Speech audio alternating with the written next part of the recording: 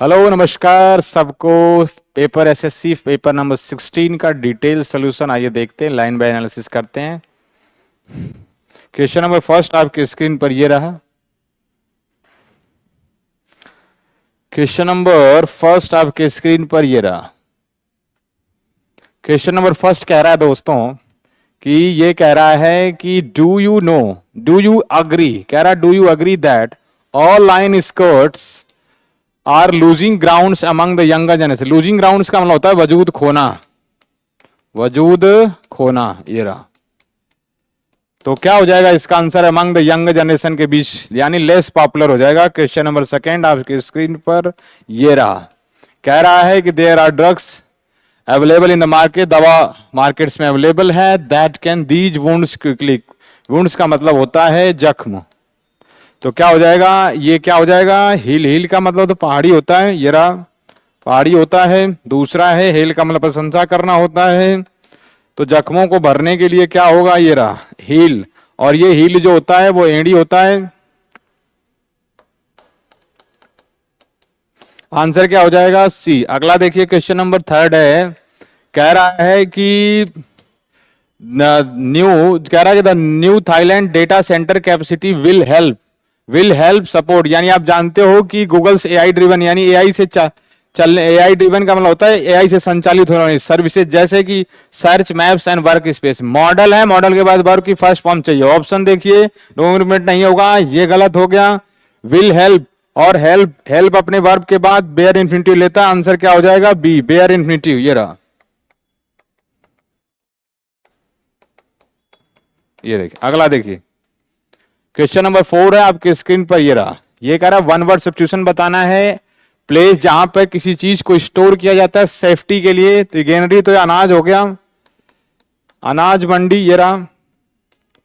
और ये रिपोजिटरी हो जाएगा इसका आंसर। ऑबिचुरी का मतलब होता है शोक संदेश, शोक संदेश, ये रहा। और बच्चों कोरोलरी का मतलब होता है कि इस चीज का निष्कर्ष क्या होता है, कोरोलरी। कोरोलरी का मतलब निष्कर्ष के सेंस में होता है। आंसर क्या हो जाएगा, यहाँ पे कोई चीज को रखते हैं उसे रिपोजिटरी बोलते हैं। फिफ्थ है the kids always had an interesting on why the world must be flat. उसको लेकर के इंटरेस्टिंग पर्सपेक्टिव, नजरिया, सोच, ये रहा पर्सपेक्टिव हो जाएगा यहाँ पे। फ्यूचर, फ्यूचर के लिए तो क्या हो जाएगा, प्लेस का मतलब तो संकल्प होता है। और न्यूएंस का मतलब होता है बारीकियां। धरती चपटी क्यों है, उस बात को लेकर के जो पर्सपेक्टिव है, नजरिया है। अगला देखिए 6 है। क्वेश्चन नंबर 6 कह रहा है पीक्यूआरएस है बच्चों, इसमें बताना है। क्योंकि अब इसमें आप पढ़ो तो fossils fuel release carbon dioxide, कौन से फॉसिल्स फ्यूल, ए से शुरू नहीं होगा, ये दोनों कट गए। टुडे क्लाइमेट चेंज की मूल बातें कर रहा है, सीरियस कंसर्न है, सबसे इसकी बातें कर रहा है। सेंटेंस की जब भी शुरुआत होगी बी से होगी, बी 2 ऑप्शन में है, सी और डी में। तो बी और उसके बाद यहाँ की पूरी बातें कहाँ कर रहा है, ये बी। उसके बाद फॉसिल्स फ्यूल्स की यहाँ पे बात है। Serious concerns major reason is unfettered consumption. Unfettered का मतलब बेकाबू, यानी लगातार चलने वाला जो कंजम्पशन है। Fossils fuel use in the advancement society के उन्नति के लिए। फॉसिल्स फ्यूल्स की अगली गणना यहां कर रहा है। Fossils fuel release carbon dioxide, यानी बी जब भी आएगा, बी के बाद ए आएगा। आंसर क्या हो जाएगा, डी हो जाएगा। अगला देखिए क्वेश्चन नंबर 7 आपके स्क्रीन पर, ये रहा। कह रहा है कि इसमें एरर बताना है कि कौन सा होगा। 15 ईयर्स लेटर, लेटर का मतलब बाद में। She still regrets that specific moment, उस खास पल को लेकर अभी भी पश्चाताप करती है। तो क्या होगा, तो यहां पर क्या होगा, she still regrets that specific moment. She still regrets that specific moment, पश्चाताप करती है उस पर। तो कोई इसमें एरर है नहीं, नो एरर हो जाएगा। अगला देखिए I am not way he treats, जैसे वह व्यवहार करता है, मैं उसका जो है फॉन्ड नहीं हूं, यानी उसका मतलब मुझे वो अच्छा नहीं लगता, वो सेंस में कह रहा है। मच के साथ कंपैरेटिव डिग्री चाहिए, ये गलत हो गया।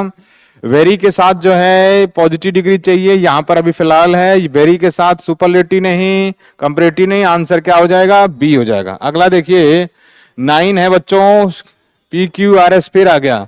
अब इसमें जो है देख करके आप sentence of paragraph are given below in the, ये कह रहा है कि अब इसमें मूल बात है, even if you don't know the name, chances are you have heard of the Myers Briggs.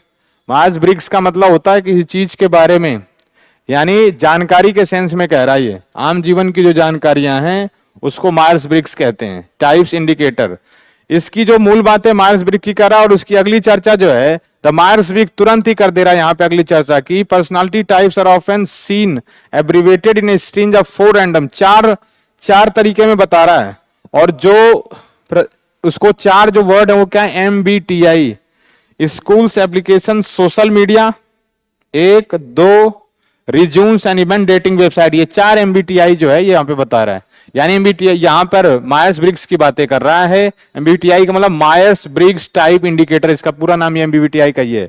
उसमें 4 चीजों को बता रहा है। सबसे पहले यहां मायर्स ब्रिग्स चर्चा कर रहा है, और वो होता क्या है, A के बाद C, आंसर क्या हो जाएगा, ये रहा ACBD। अगला देखिए 10 नंबर है, the mail box was bent and broken. ब्रेंग ब्रोकन मतलब खराब और पुराना, खराब हो गया था, खराब प्लस पुराना हो गया था, टूटा हुआ, टूटा फूटा कह सकते हो आप इसको, टूटा फूटा। And looked like someone had not, किसी ने उस पर नॉक कर दिया था। इट ओवर इन पर्पज नहीं, ऑन पर्पज होता है। पर्पज का ऑन पर्पज का मतलब होता है ऑन पर्पज का मतलब जानबूझ करके, ये फ्रेज है। अगला देखिए, ये देखिए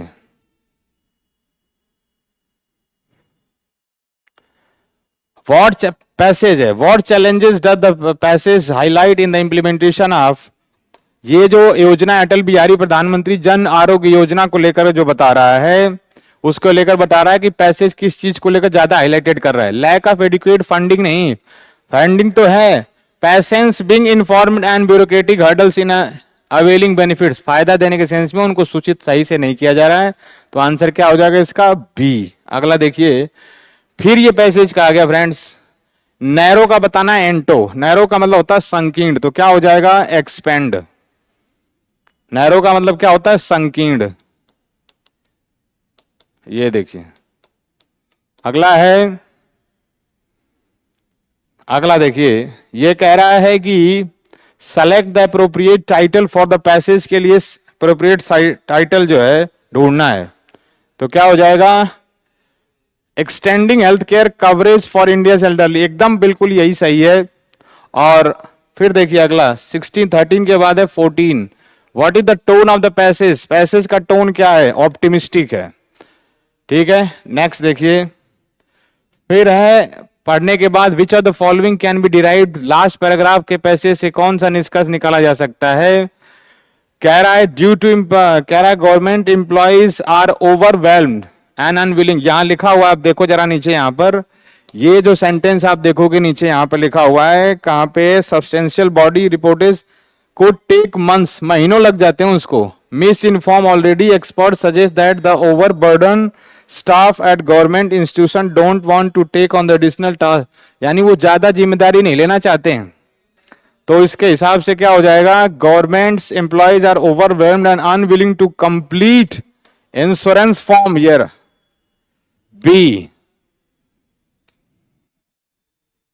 अगला देखिए बच्चों 16 है, 16 है, कह रहा है कि क्या होगा इसका, for it was but a pool of hopes, यानी उम्मीदों की भरमार, and nothing more, his word did not के बाद चाहिए वर्ब की फर्स्ट फॉर्म, तो ये रहा एस, यानी एस जो है क्यू के बाद, एस जो है क्यू के बाद इसमें है, एस क्यू के बाद इसमें नहीं है, एस क्यू के बाद ये दो कट गए आंसर में, तो क्या पर हो जाएगा, कह रहा है कोइंसिडेंट विथ हिज, हिज के बाद ये पोजीशन है, इसके बाद नाउन चाहिए, तो क्या कह रहा है, हिज क्या, actions and efforts, actions and efforts, answer क्या हो जाएगा, ले हो जाएगा। अगला देखिए, she will move to a new, ये कह रहा है सिंस के बाद, कह रहा है सिंस के बाद तो क्या चाहिए, पास्ट टेंस, और she has made many new friends, तो क्या हो जाएगा, सिंस के बाद ये देखो जरा आप, सिंस सी वुड, सी, अब यहां ये गलत हो गया,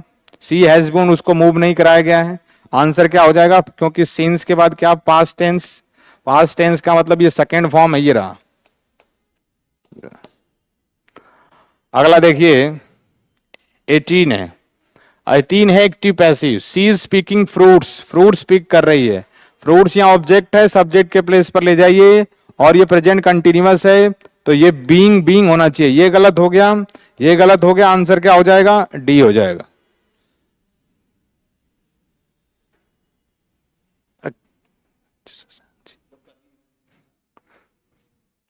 तो ये क्या करूं?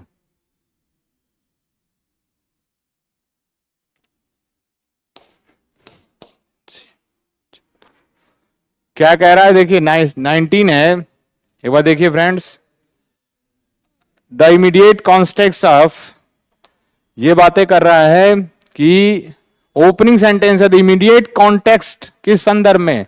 डंकर्क इवैक्यूएशन, वो जो उनका जो डंकर्क का जो इवैक्यूएशन था, यानी वो जो बचाव था, यानी जो जा रहे थे इवैक्यूएशन, वो क्यों हो रहा था उनका? वो क्यों? क्योंकि उस समय जर्मनी का क्या हो गया था, हम इन्वेजन ऑफ लो कंट्री, जो छोटे छोटे देश थे उन पे जो है उन्होंने घुसपैठ बना ली थी। एंड नॉर्दर्न फ्रांस थी, 1940 की बातें कर रहा है। इसका मतलब ओपनिंग लाइन तो ये हो गया। उसके बाद फिर जो है आप यहां पर देखो एक चीज कि ऑन 10 मई द जर्मनी ब्लिट्क्रीग ने क्या किया कि ब्लिट्क्रीग अटैक का मतलब होता है बहुत तगड़ा वाला अटैक। किस पे? नीदरलैंड पे। Began with the capture by parachutes of key bridge deep within the countries with the aim of opening the way for the mobile ground force. Mobile ground जो तेजी से काम करने वाले, जो ग्राउंड पे जो उनकी सेना की टुकड़ियां थी, उसकी बात कर रहा है। यहां पर 10 मई है और 10 मई के बाद 11 मई ये रहा, यानी कि लास्ट, यानी बिगेन ऑन 10 मई। आर लास्ट में कहीं नहीं दिया हुआ है और यहां पे आपने देखा होगा 10 के बाद 11, एस लास्ट में होना चाहिए। ये दो गलत हो गए। सेंटेंस की शुरुआत जो है, क्योंकि ये बातें कर रहा, ओपनिंग लाइन तो ये है, ओपनिंग लाइन के बाद जो है उसके बाद इन्होंने हमला किया, फिर उसके बाद जर्मनी का अगला जिक्र कर रहा है कि उन्होंने तगड़ा वाला हमला जो उस नीदरलैंड पे किया, बहुत जोर से अटैक, तेजी से हमला। तो आर से शुरू हो रहा है और आर इसमें भी नहीं है, आंसर क्या हो जाएगा? सी हो जाएगा। अगला देखिए 20 है। She says I love making burritos का मतलब होता है कोई दलिया टाइप की कोई चीज होती है, उसको बोलते हैं, ये रहा। Whenever my kids visit, she says I love making burritos. Burritos का मतलब कोई दलिया टाइप का कोई होता है, उसको बोलते हैं। She says, तो क्या हो रहा है? सी। अब ये रिपोर्टिंग वर्ब है, रिपोर्टिंग वर्ब चेंज नहीं होगी। रिपोर्टिंग वर्ब यदि प्रेजेंट सिंपल में है या प्रेजेंट सिंपल में दिया हुआ, ये चेंज नहीं होगा, वैसे का वैसा रहेगा। तो आगे इसमें भी अब कोई परिवर्तन नहीं होगा, ये पास्ट में नहीं बदलेगा, सी सेज का सेज ही रहेगा। सी लव्स, अब यहां माई है तो माई भी चेंज हो जाएगा, माई का माई नहीं रहेगा, ये भी गलत हो गया। आंसर क्या हो गया? सी। अगला देखिए 21 कह रहा है कि all problems are things that will solve all the problems or cure all diseases, सारे डिजीजों को सही कर दे, उसे क्या बोलते हैं? पैनेसिया, रामबाण। ये शोक गीत है, शोक गीत। और रेगेलिया होता है राज चिन्ह। और ये बच्चों गवर्नमेंट का मतलब होता है खाने पीने का शौकीन।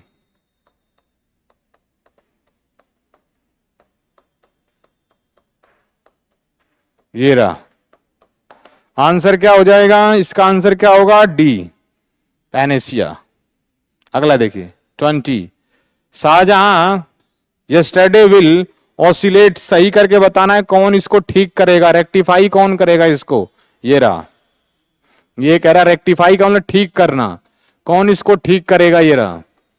अगला देखते हैं कौन ठीक करता है। ऑसिलेट, स्पेलिंग ऑसिलेट की ओ एस चाहिए, ओ एस, ये भी गलत है, ओ डबल एस नहीं, ओ एस सी। आंसर क्या हो जाएगा? डी, ऑसी, ऑसिलेट, दोलन करना। ऐसे ऑसिलेट का मतलब क्या होता है? दोलन करना। ये रहा। अगला देखिए 23 she wants the biggest television station in the neighbourhood, हमें इसका एक्टिव पैसिव करना है। She wants the biggest television, present simple में है, एज आराम चाहिए, ये वॉज वर है, गलत हो गया। Station in the neighbourhood is owned by her, the biggest television in the neighbourhood is being owned by, ये टेंस ही चेंज हो गया। The biggest television station in the neighbourhood, ये सब कुछ चेंज हो गया। ये टेंस कभी नहीं बदलता, एक्टिव पैसिव में टेंस कभी नहीं बदलता। आंसर क्या हो जाएगा? बी। प्रेजेंट सिंपल है, इज आराम चाहिए, वो रहा इज ओन्ड बाई हर। यहाँ पे जो है ही ओन द बिगेस्ट टेलीविजन, यहाँ पे द बिगेस्ट टेलीविजन, ये टोटल मिला करके ये जो है इसका ऑब्जेक्ट है, सब्जेक्ट के प्लेस पर जाएगा। अगला देखिए, my mom made a milk shake with frozen bananas and chocolate sauce, तो इसको भी एक्टिव पैसिव में बदलना है अपने को। Made second form, a milk shake, यहाँ ऑब्जेक्ट हो गया, सब्जेक्ट के प्लेस पर ले जाइए। मेड सेकेंड फॉर्म है, वॉज वर चाहिए, तो ये देखिए वॉज वर इसमें नहीं दिया है, वॉज वर चाहिए, वॉज वर चाहिए। अब milk shake with frozen bananas and chocolate sauce, अब देखिए यहाँ पे सब्जेक्ट मिल्क शेक है तो सिंगुलर है, तो ये भी गलत हो जाएगा। अब milk shake with frozen bananas and chocolate sauce, was ये टेंस ही चेंज हो गया। आंसर यहाँ पर जो है milk shake with frozen banana and chocolate sauce was made by my mom. अब मिल्क टू बी मेड का कोई मतलब नहीं है, क्योंकि इन्फिनिटिव का पैसिव नहीं बनाना है, हमें जो टेंस का बनाना है, तो क्या हो जाएगा? आंसर सी हो जाएगा। अगला देखिए 25 है दोस्तों। अब इस सेंटेंस मूवमेंट है, इसको सही करके बताना है कि भाई इसका सही क्या होगा। The most ultimate sacrifice to save his life, she made the most ultimate. Ultimate का मतलब ही होता है सुपर, मतलब सर्वोत्तम। अल्टीमेट का मतलब ही खुद होता है, अल्टीमेट खुद जो है सर्वोत्तम का भाव देता है, तो उसके साथ जो है मोस्ट लगाने की जरूरत नहीं है, तो नो करेक्शन तो होगा नहीं, मोर होगा नहीं, क्योंकि ये खुद एक सर्वोत्तम की बात है, तो इसके साथ ये भी नहीं होगा। आंसर क्या हो जाएगा? ए हो गया। इस तरह से बच्चों हमने जो है डिटेल सोल्यूशन हमने इसका किया, और फिर अगले पेपर में फिर इसका डिटेल सोल्यूशन के साथ मैं आऊंगा। नमस्कार, जय राम जी की।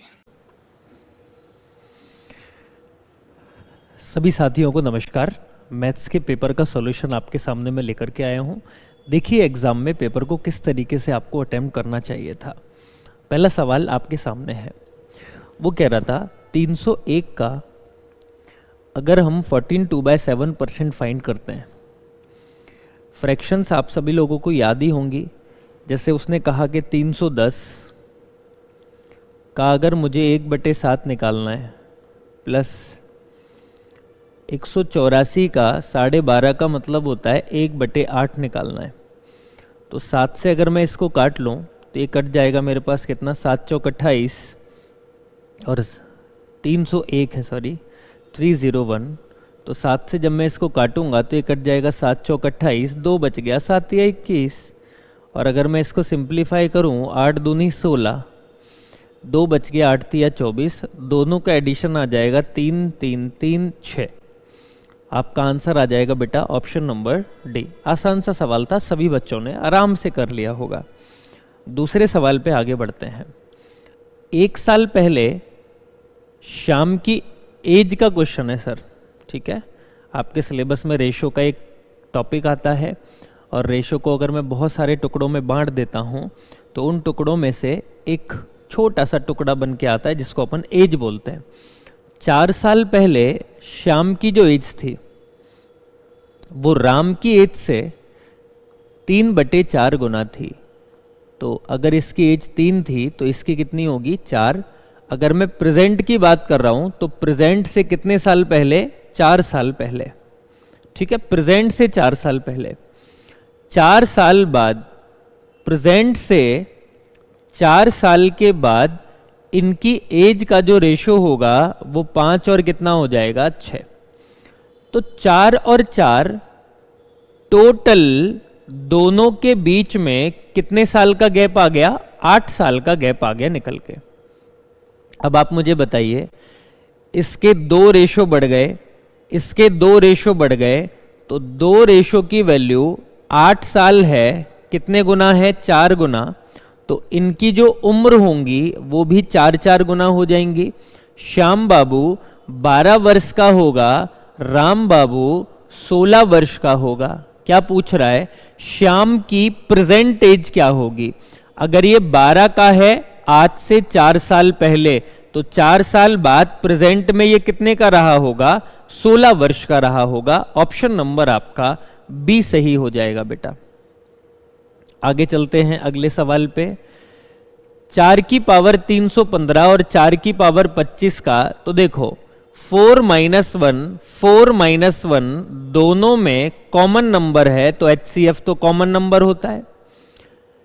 अब आपको ये देखना है कि 315 और 25 इन दोनों का कॉमन नंबर क्या है। ऐसा नंबर जो 25 और 15 दोनों को काट दे, जिसको हम HCF बोलते हैं, तो 25 और 15 को केवल 5 काट सकता है। तो आप कहोगे 4 की पावर 5 होता है 1024, और इसमें से 1 माइनस कर दें तो मेरे सवाल का जवाब आ जाएगा 1, 0, 2 और 3। नेक्स्ट, 1936 में से कौन सी न्यूनतम संख्या घटाई जानी चाहिए। वो कह रहा है कौन सी छोटी से छोटी संख्या को माइनस कर दो। देखो भाई, 1936 में से ऐसा क्या घटा दूं कि अगर इस नंबर को 9 से, 10 से और 15 से डिवाइड किया जाए तो रिमाइंडर कितना बचे, 7 बचे। अब 9, 10 और 15 से अच्छा 3 बार डिवाइड करना पड़ेगा। 15, 10 और 9 का कॉमन नंबर होता है 90। 90, 90, 90 दोनों से डिविजिबल है, तो मैं 90 से डिवाइड करके देख लेता हूं। अगर नंबर 90 से कटेगा तो 5, 9, 10 और 15 से भी कटेगा, तो ये हो गया 9 दूनी 18, 180 बच गया 13। 9 दूनी 18 तो नहीं होगा, 9 एकम 9, 90 बच गया आपके पास कितना, माइनस करेंगे 6 बचेगा। 13 में से 9 माइनस करेंगे 4 बचेगा, 46 बचा। जब इसको इसमें से माइनस कर रहे हैं तो 46 बच रहा है, लेकिन 46 नहीं बचना चाहिए। शेषफल हमको क्या चाहिए, 7 चाहिए। तो अगर शेषफल 7 चाहिए तो इसमें से ऐसा क्या माइनस कर दूं, तो बताओ 46 में से क्या माइनस कर दूं कि 7 आ जाए। तो दिमाग लगाओगे तो पता चलेगा क्या माइनस कर दिया जाए, 39। 16 में से 9 माइनस करेंगे 7 बचेगा, और 3 में से 3 माइनस करेंगे 0 बचेगा। तो 46 में से अगर 39 माइनस कर दें तो कितना रिमाइंडर बचेगा, 7। तो आपका आंसर आ गया 39। नेक्स्ट, शंकु के घुमावदार सतह का क्षेत्र का पता लगाएं। घुमावदार सतह का मतलब सरफेस एरिया, जिसका आधार की त्रिज्या 7 है और तिरछी ऊंचाई। सरफेस एरिया होता है पाई, आर की वैल्यू 7 दे रखी है, और स्लैंट हाइट आपको 8 दे रखी है। 7 से 7 कट गया, 8 दूनी 16, 8 दूनी 16, 160 में 16 जोड़ेंगे तो आ जाएगा 176। बहुभुज जनवरी से शुरू होने वाले महीने में निर्मित कारों का उत्पादन दर्शाता है। कितनी कितनी कारें किस किस महीने में कितनी कितनी कारें बनी है। जनवरी में इतनी बनी है, फरवरी में इतनी हो गई, मार्च में इतनी कारें हो गई, अप्रैल में इतनी कारें हो गई। क्या पूछ रहा है, अप्रैल और मई के महीने में कारों का निर्माण कितना हुआ। मार्च में 1630 कारें थीं, अप्रैल में 1970 हो गई। तो इसका मतलब ये है कि अप्रैल के महीने में 6 और 3 9, तो भैया मैं कह सकता हूं इसमें से इसको अगर माइनस कर दूं तो 3 4 340 कारें बनी होंगी। यार मार्च के महीने में 1630 कारें थी, 340 और बनी होंगी, तभी तो 1970 हुआ होगा। और 1970 से 2670 हुआ, इसका मतलब कितनी कारें बन गई, 700 कारें और बनी होंगी यहां पे। तो टोटल दोनों महीनों में 7 और 3 10, 1040 कारों का निर्माण हुआ होगा। ठीक है भाई, आगे चलते हैं। जब भी सक्सेसिव मेथड का क्वेश्चन होता है तो मैं क्या करता हूं, नंबर को 9 × 8 ऐसे टुकड़ों में डिवाइड करता हूं। हर जगह आपको सेम नंबर दे रखा होगा, आपको केवल इनके ऐसे टुकड़े करने हैं जिसमें हम ये पता लगा सकें कि दोनों के बीच का डिफरेंस कितना हो, 1 हो। अब करने को तो हम इसको 24 या 72 भी कर सकते थे, लेकिन हमने 9 और 8 में क्यों तोड़ा, क्योंकि दोनों टुकड़ों का डिफरेंस 1 होना चाहिए। अगर प्लस का सवाल है तो बड़ा टुकड़ा आंसर होगा, माइनस का होता छोटा टुकड़ा आंसर होता। अभी प्लस का है तो आंसर आपका कितना हो जाएगा, 9 होगा। नेक्स्ट, सैनिकों के एक शिविर में 200 दिनों तक भोजन होता है, मतलब जितने भी सैनिक हैं उनके पास 200 दिनों का खाना पर्याप्त है, ऐसा वो कहना चाहता है। 20 दिनों के बाद 100 सैनिक और शिविर में आ गए। मैंने मान लिया पहले शिविर में X लोग थे, अब 20 दिनों का खाना तो खत्म हो गया, जो खाना खत्म हो गया उसका क्या हिसाब लगाना, तो इसका मतलब ये है 180 दिनों का खाना हमारे पास और बचा हुआ है, जितने भी सैनिक थे उनका। 100 और सैनिक शिविर में शामिल हो गए, पहले X लोग थे, अब 100 और लोग आ गए, तो वो कह रहा है कि भोजन अब 80 दिनों तक चला। कितने दिन और चला, 80 दिन और चला। तो बताइए शुरुआत में कितने सैनिक थे, X आपसे पूछ रहा था, X आपसे पूछ रहा था, तो इसका मतलब X की जो वैल्यू है वो ऑप्शन में दे रखी होगी। जब आप X की वैल्यू ऑप्शन से उठाएंगे 140 100, जब आप 80 उठाएंगे तो आपको पता चलेगा, अगर मैं X बराबर 80 रख दूं, यहां X बराबर 80 और 100 180 हो जाएगा। तो देखो दोनों बराबर बराबर आ रहे हैं, 80 180 80 180, इसका मतलब X बराबर कितना होगा, 180 होगा। कैलकुलेशन नहीं करनी पड़ेगी। cos square theta cos 4 theta sin 4 theta is equal to 2/3, तो 2 cos स्क्वायर थीटा -1 कितना होता है। सर अगर मैं बात करूं इसकी और इसकी, दरअसल ये दोनों बराबर होते हैं। इसका फॉर्मूला भी होता है cos 2 थीटा और ये फॉर्मूला भी होता है cos 2 थीटा का। तो वो हमें केवल कंफ्यूज कर रहा था। अगर हमें फॉर्मूले याद हैं तो मैं कह सकता हूं, अगर ये cos 2 थीटा है और ये cos 2 थीटा है, तो दोनों का आंसर ही कितना आएगा, 2/3 निकल के आ जाएगा। 25,500 रुपए में फर्नीचर की दुकान से 3 कंप्यूटर टेबल खरीदी। तो आपने क्या किया, 3 टेबलों को खरीद लिया और 5 कुर्सियां खरीदी, आपने 5 चेयर खरीदी और इनके लिए 25,500 रुपए में खर्च किया। या मतलब अगर आप ये ना खरीद के ये खरीदें, 2 कंप्यूटर की टेबल खरीद लें और 9 चेयर खरीद लें, तब भी आपको 25,500 ही देने होंगे। तो सर 3 टेबल 2 टेबल आ गई, 9 में से 5 कुर्सी 4 कुर्सियां आ गई। तो भाई सिंपल सी बात, अगर मैं ऐसे तोड़ूं, टेबल की जगह 4 चेयर रख दिया, टेबल की जगह रख दिया 4 चेयर, तो 4 तिया 12 चेयर हो गई प्लस 5 चेयर हो गई। और ये आती कितने की है, चाहे ये खरीद लो चाहे ये खरीद लो, आएंगी 25,500 रुपए की। तो ये हो गया मेरे पास कितनी, 17 टेबल इज इक्वल्स टू 25,500। अगर मैं इसको सिंप्लीफाई कर दूं तो सिंप्लीफाई होगा ये कितना, 17 एकम 17, 17 पंजे 85, 1500 बार। तो भैया चेयर आती है 1500 की। अगर चेयर 1500 की आती है तो टेबल आएगी 15 चौक 60, 6,000 रुपए की। क्या पूछ रहा है अपन से, अब जितनी भी टेबल पूछ रहा है, जितनी भी चेयर पूछ रहा है, अपन निकालेंगे, एक एक का रेट निकल के आ गया। एक कुर्सी एक टेबल खरीदनी है तो कितना, एक कुर्सी एक टेबल अगर खरीदनी है तो आपको 7,500 रुपया खर्च करना होगा। पूरा एक सेट 7,500 रुपए का आता है। नेक्स्ट, पेट्रोल की कीमत में 7% की वृद्धि हो गई। पेट्रोल पहले 100 रुपए का आता था, अब पेट्रोल 107 रुपए का हो गया है। 107 107 रुपए का। उपभोक्ता को खपत में कितने प्रतिशत की कमी करनी चाहिए ताकि पेट्रोल का खर्च अपरिवर्तित रहे। पेट्रोल की कीमत तो बढ़ गई, खर्चा तुम्हें 100 रुपए का करना है, तो पेट्रोल तो कम आएगा, 7 रुपए का पेट्रोल कम आएगा। कितने वाला, 107 वाला गुणा में 100। अब एक बात बताओ, ऊपर हो गया 700 और 107 का पहाड़ा 7 बार पढ़ूंगा तो ज्यादा हो जाएगा। 107 का पहाड़ा 6 बार पढ़ना होगा, तो 6 बार पढ़ेंगे तो आंसर कितना आ जाएगा, 6 के समथिंग आएगा कि नहीं आएगा। आगे आओ, n+15 व्यक्ति 9 घंटे प्रतिदिन काम करते हैं। क्या बोल रहा है वो, आपके पास n+15 व्यक्ति हैं, 9 घंटे प्रतिदिन काम करते हैं और 8 दिनों में 36% काम कर लेते हैं।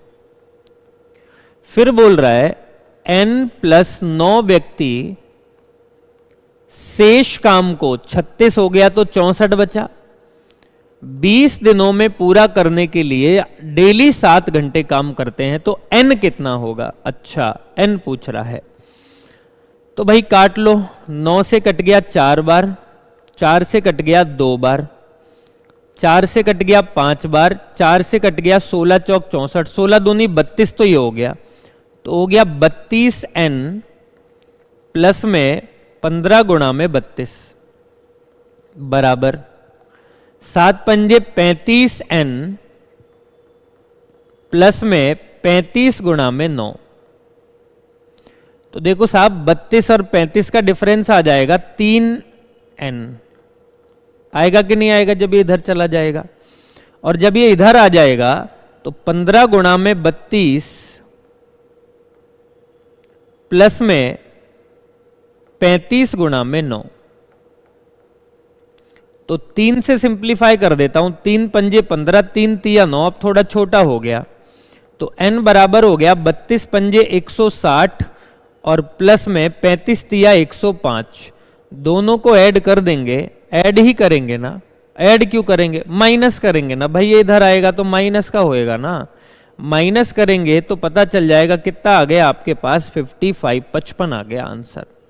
आएगा कि नहीं आएगा, n की वैल्यू 55। चलिए m को 7 से विभाजित किया जाता है तो शेषफल 5 प्राप्त होता है। 3 m को 7 से विभाजित किया जाए तो जब सेम नंबर होता है तो m का काम रिमाइंडर करने लग जाता है। तो अगर मैं यहां 5 रख दूं तो दरअसल मुझे 5 तिया 15 को ही किससे भाग देना था, 7 से, तो 7 दूनी 14 और रिमाइंडर आपका कितना बच जाएगा, 1 बच जाएगा। अशोक भरत से 2 से ही 2/3 गुना तेज है।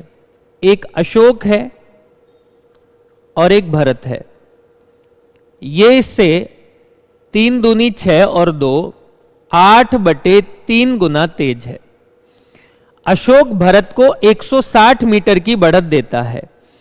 ये 8 मीटर दौड़ रहा है, ये 3 मीटर दौड़ रहा है, तो बढ़त कितने की दे रहा है, 5 मीटर की, और 5 मीटर की जो बढ़त है वो 160 के बराबर है। कितने गुना है, 32 गुना है। तो क्या पूछ रहा है, जीतने वाली पोस्ट कितनी दूरी होनी चाहिए अशोक और भरत एक ही समय में पहुंच सके। भैया देखो जीता तो है ए, क्योंकि इसने 8 दूरी चली है, तो जितनी दूरी चली है वही टोटल दौड़ होगी। 8 दूनी 16, 8 दूनी 16, 160 और 16 176 आपके सवाल का जवाब हो जाएगा। 14 आदमी 60 दिनों में एक घर बनाते हैं। 14 आदमी 60 दिनों में एक घर बनाते हैं। एक ही घर मतलब वही वाला 30 व्यक्तियों द्वारा कितना समय लगेगा, 30 व्यक्तियों द्वारा कितना समय लगेगा। 30 दूनी 60, 14 दूनी 28, 28 दिनों का समय लगेगा मालिक। यदि साइन c प्लस डी इतना है, सेक c माइनस डी इतना है, तो c प्लस c और d का मान कितना होगा। यार अगर मैं यहां 60 रख दूं तो साइन 60 होता है इतना, और यहां मैं 30 रख दूं तो सेक 30 होता है इतना। तो आप देख लो, इन दोनों को जोड़ के 60 आना चाहिए, इन दोनों को जोड़ के 30 आना चाहिए, तो कौन सा ऑप्शन करेक्ट हो गया, डी। 45 और 15 जोड़ेंगे तो 60 आएगा, और 45 में से 15 माइनस करेंगे तो 30 आ जाएगा। सभी कंपनियों के कुल खर्च का कुल आय से अनुपात, टोटल खर्चे का अनुपात निकालना है टोटल आय से। चलिए दे क्या रखा है अपन को दे रखा है नीली वाली सेविंग है और एक्सपेंडिचर है। ये मतलब सेविंग और एक्सपेंडिचर को जोड़ेंगे तब जाके इनकम निकल के आएगी। तो पहले इनकम निकाल लेते हैं। 1000, ये हो गया 1800, 2800, 9 और 6 15, 43, ये हो गया अपने पास 64, 54, 1300, 700, 75, 7400 हो गया भैया इनकम। अब आ गई खर्चे की बात। खर्चा कितना है, खर्चा है लाल वाला 11 और 6 17, 17 और 5 22 और 13 3500 हो गया आपका खर्चा। दोनों का अनुपात पूछ रहा है, 20 से 20 35:74 आपके सवाल का जवाब हो जाएगा। ठीक है, कुल खर्च और कुल आय का अनुपात सेम है, हिंदी इंग्लिश में है बस वो। एक वस्तु का अंकित मूल्य उसके क्रय मूल्य से 20% अधिक है। एक बात बताइए मालिक, सीपी अगर 100 रुपए है तो उसका एमपी जो होगा वो 120 होगा, मतलब 100 रुपए के माल पे 120 लिख दिया।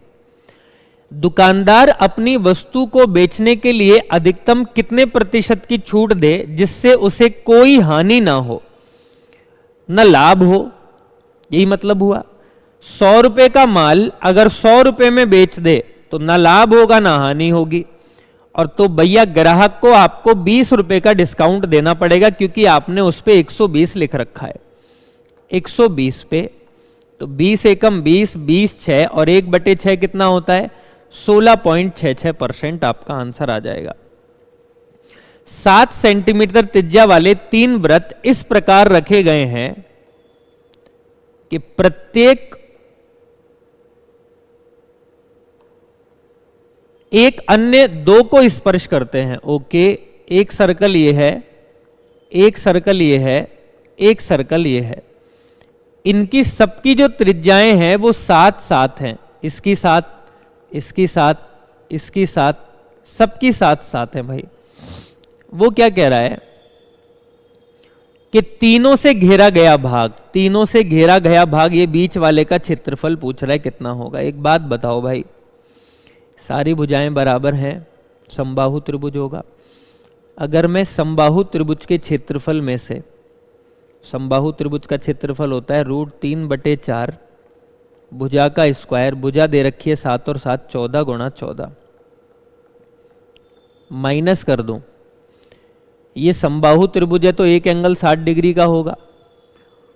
भाई अगर मैं इस 60 को, इस 60 को और इस 60 को, इन तीनों को मिला दूं, 60 60 60 180, तो आधा सर्कल बन जाएगा कि नहीं बन जाएगा? इस तरीके से ये 7 है, ये 7 है, ये 7 है, ये 7 है, ये 60 है, ये 60 है, ये 60 है, तो आधा सर्कल बन गया।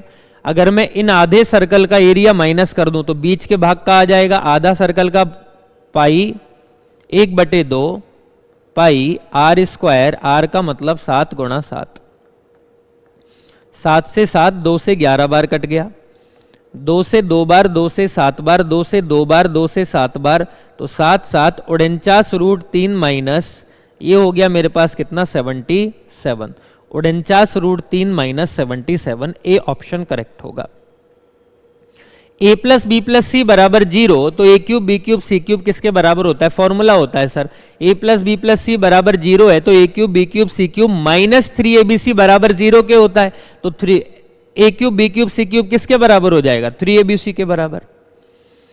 600 लीटर की क्षमता वाला एक पीपा, पीपा बोले तो बर्तन, शराब से भरा हुआ है।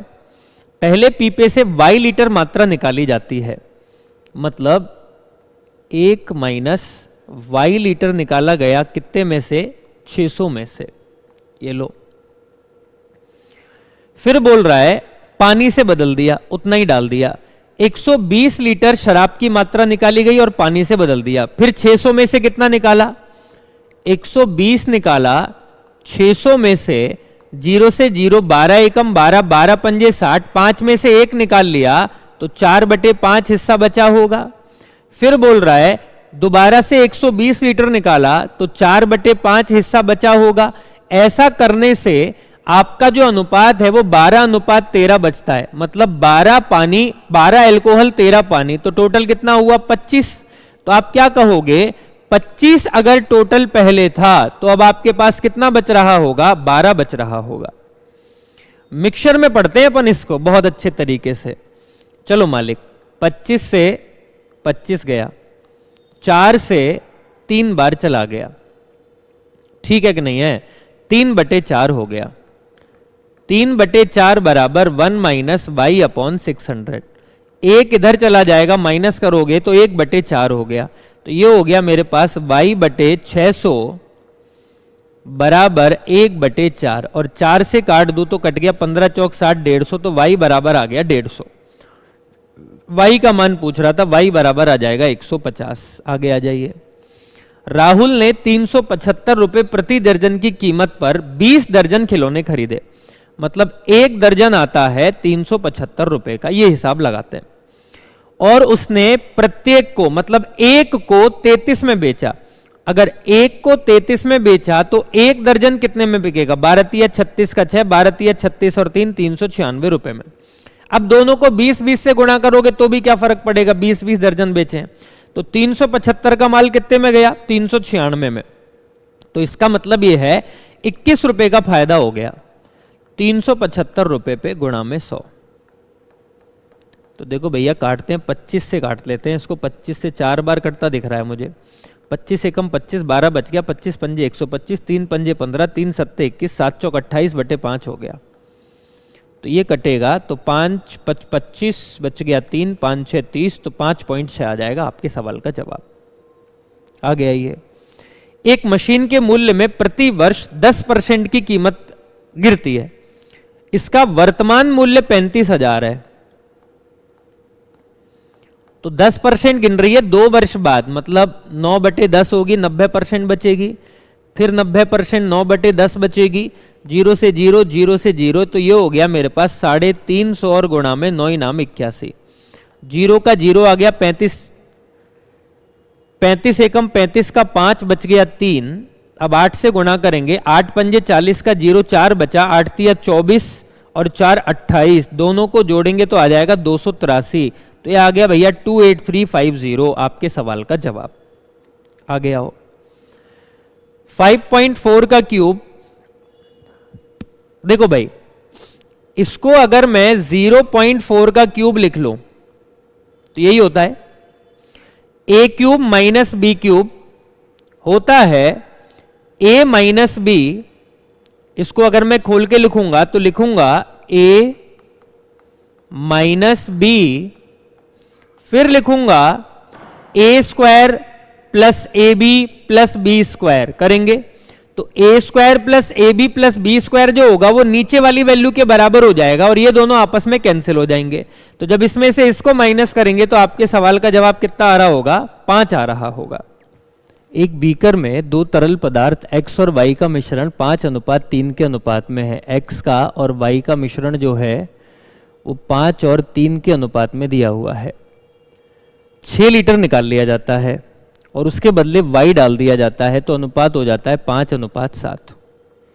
तो भैया देखो y आपने डाल दिया तो उसकी मात्रा 4 बढ़ गई और निकाल के जितना डाला वो 6 लीटर के बराबर था। कितने गुना है? 1.5 गुना। तो आपके पास जो अब मिश्रण बचा होगा 7 और 5 12, ये भी कितने गुना होगा? 1.5 गुना होगा। तो इसका मतलब 18 लीटर आपके पास अब बीकर में बचा हुआ है। अब 18 है तो पहले भी 18 होगा। वो कह रहा था 18 लीटर में x कितना होगा? 18 लीटर में x की जो क्वांटिटी होगी वो 5:8 के अनुपात में होगी। 5 टोटल 8 में से 5, 2 से 9 बार, 2 से 4 बार, 9 पंजे 45/4। जब इसको काटेंगे तो 11.25 आपके सवाल का क्या आ जाएगा? जवाब। तो ऑप्शन नंबर आपका कौन सा करेक्ट हो जाएगा? सी ऑप्शन करेक्ट हो जाएगा। ठीक है बच्चों, ये आपका सॉल्यूशन था। बहुत बहुत धन्यवाद। नमस्कार, जय हिंद साथियों।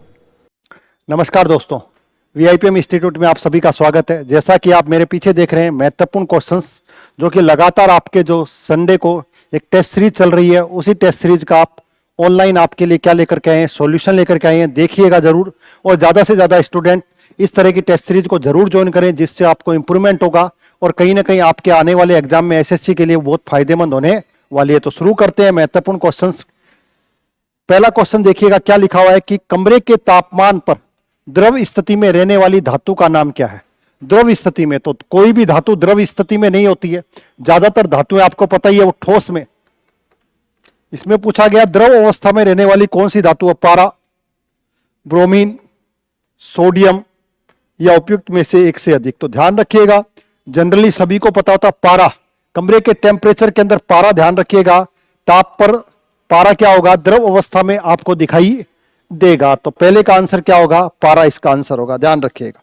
नेक्स्ट क्वेश्चन, बिहार में तुर्क सत्ता का वास्तविक संस्थापक कौन है?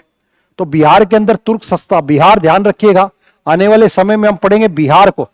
तो बिहार के अंदर एक कैरेक्टर को आप हमेशा याद रखिएगा, शेरशाह सूरी।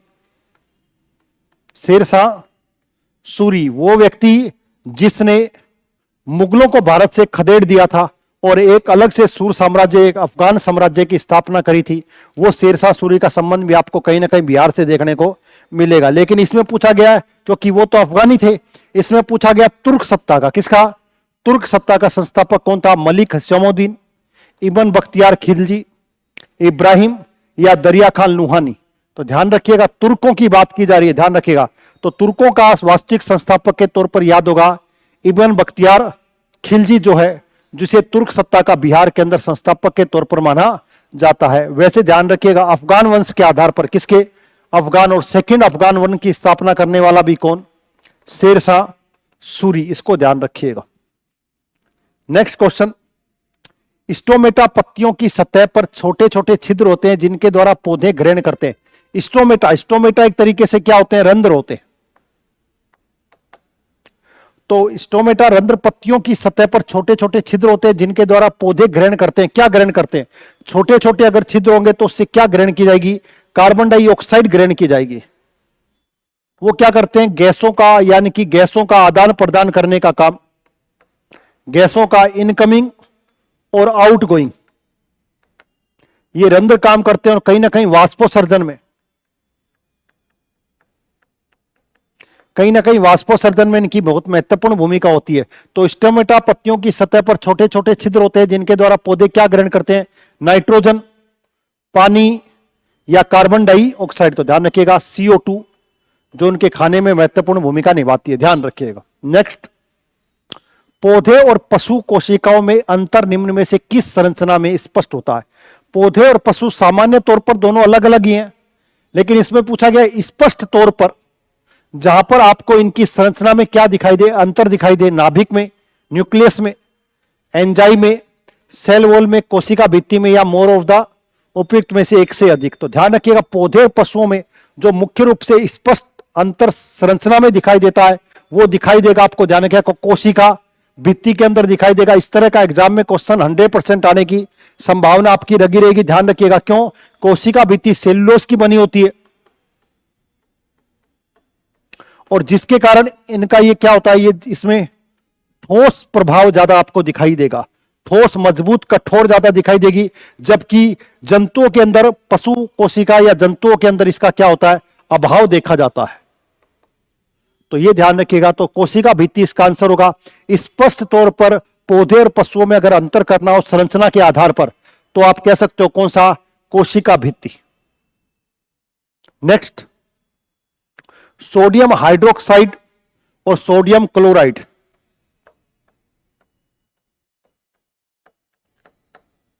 HCl एक अभिक्रिया करके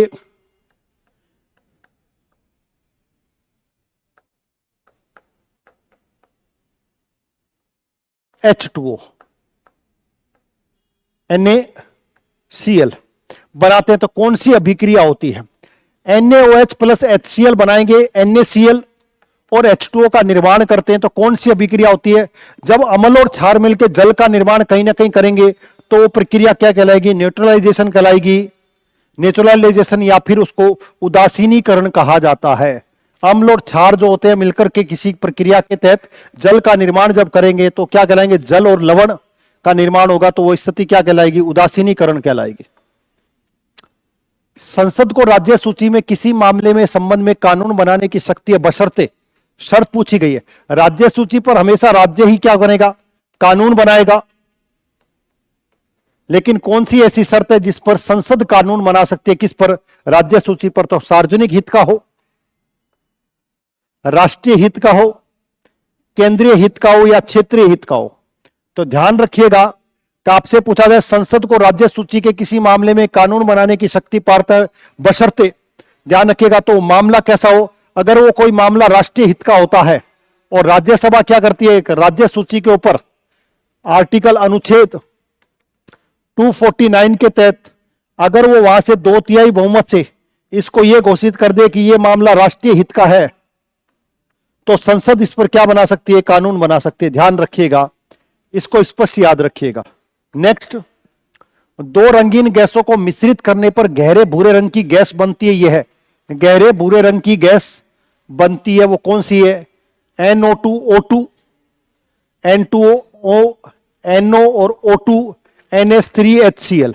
तो 2 रंगीन गैसों के मिश्रण करने से गहरे भूरे रंग की जो गैस बनेगी उसका नाम होगा NO और O2। ध्यान रखिएगा, नाइट्रस ऑक्साइड और साथ साथ में ऑक्सीजन। शेरशाह सूरी का मकबरा कहां स्थित है? शेरशाह सूरी, मैंने अभी आपको बताया था, शेरशाह सूरी सेकंड अफगान वंश का शासक, ठीक है, जिसका मकबरा कहां पर है? सासाराम में, मनेर में, सीतामढ़ी में, पावपुरी में। तो उसका मकबरा कहां पर है? सासाराम, बिहार के अंदर। और पानी से घिरा हुआ मकबरा, इसको भी ध्यान रखिएगा, पानी से घिरा हुआ मकबरा है। और ध्यान रखिएगा, शेरशाह सूरी जिसे सड़क के आजम भी कहा जाता है, सड़क के आजम कहा जाता है, सेकंड अफगान वंश का संस्थापक माना जाता है।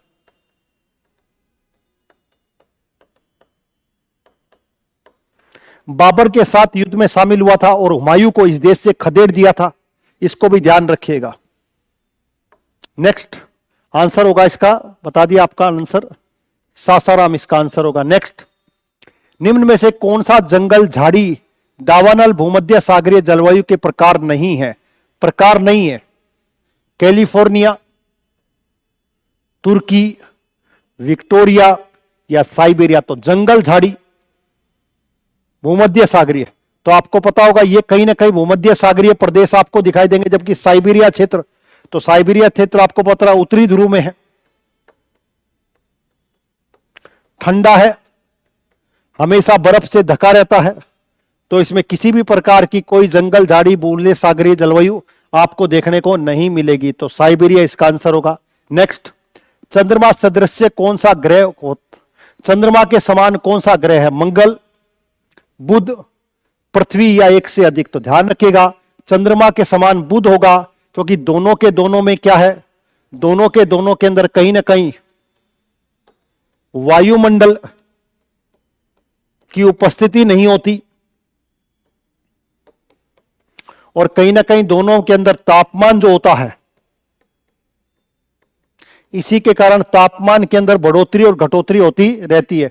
यहां पर ज्वालामुखी भी आपको दोनों के अंदर दिखाई देंगे, तो काफी सारी सिमिलरिटी आपको दिखाई देगी, ठीक है। तो आंसर क्या होगा?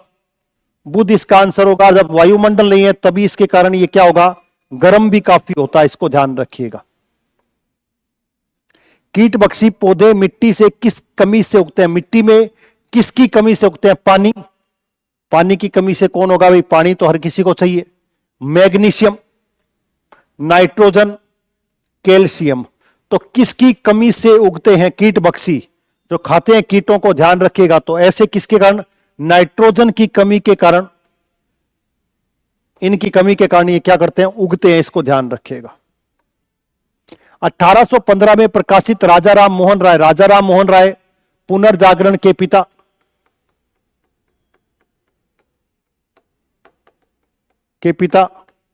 इन्हीं के प्रभाव से सती प्रथा पर बैन लगा था। इन्होंने ब्रह्म समाज की स्थापना करी थी, वेदांत कॉलेज की स्थापना करी थी, मिरातुल अखबार, संवाद कॉमेडी, काफी सारा इनके द्वारा क्या लिखा गया था? लिटरेचर लिखा गया था। तो पूछा क्या है कि पहली पुस्तक का नाम क्या था? वेदांत ग्रंथ, तुफत उल मुवादीन, भारतीय विलास या शाकुंतलम? तो ध्यान रखिएगा, इनके द्वारा पुस्तक लिखी गई थी, वो कौन सी थी? तुफत उल मुवादीन, फारसी में।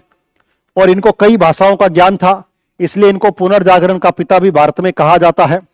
अकबर सेकंड जो मुगल बादशाह था, उसकी पेंशन बढ़ाने के लिए लंदन गए थे, इसलिए वहीं पर ही उसी राजा के द्वारा, उसी अकबर सेकंड के द्वारा इनको राजा का टाइटल भी दिया गया था, यह भी याद रखिएगा। नेक्स्ट, शेरशाह की भू लगान व्यवस्था निम्न में से किससे तुलना की जा सकती है? शेरशाह ने जो रेवेन्यू सिस्टम बनाया था, वो सिस्टम किससे तुलना की जा सकती है? जमींदारी से, व्यवस्था से, महलवाड़ी से, रैयतवाड़ी से, इक्तेदारी से।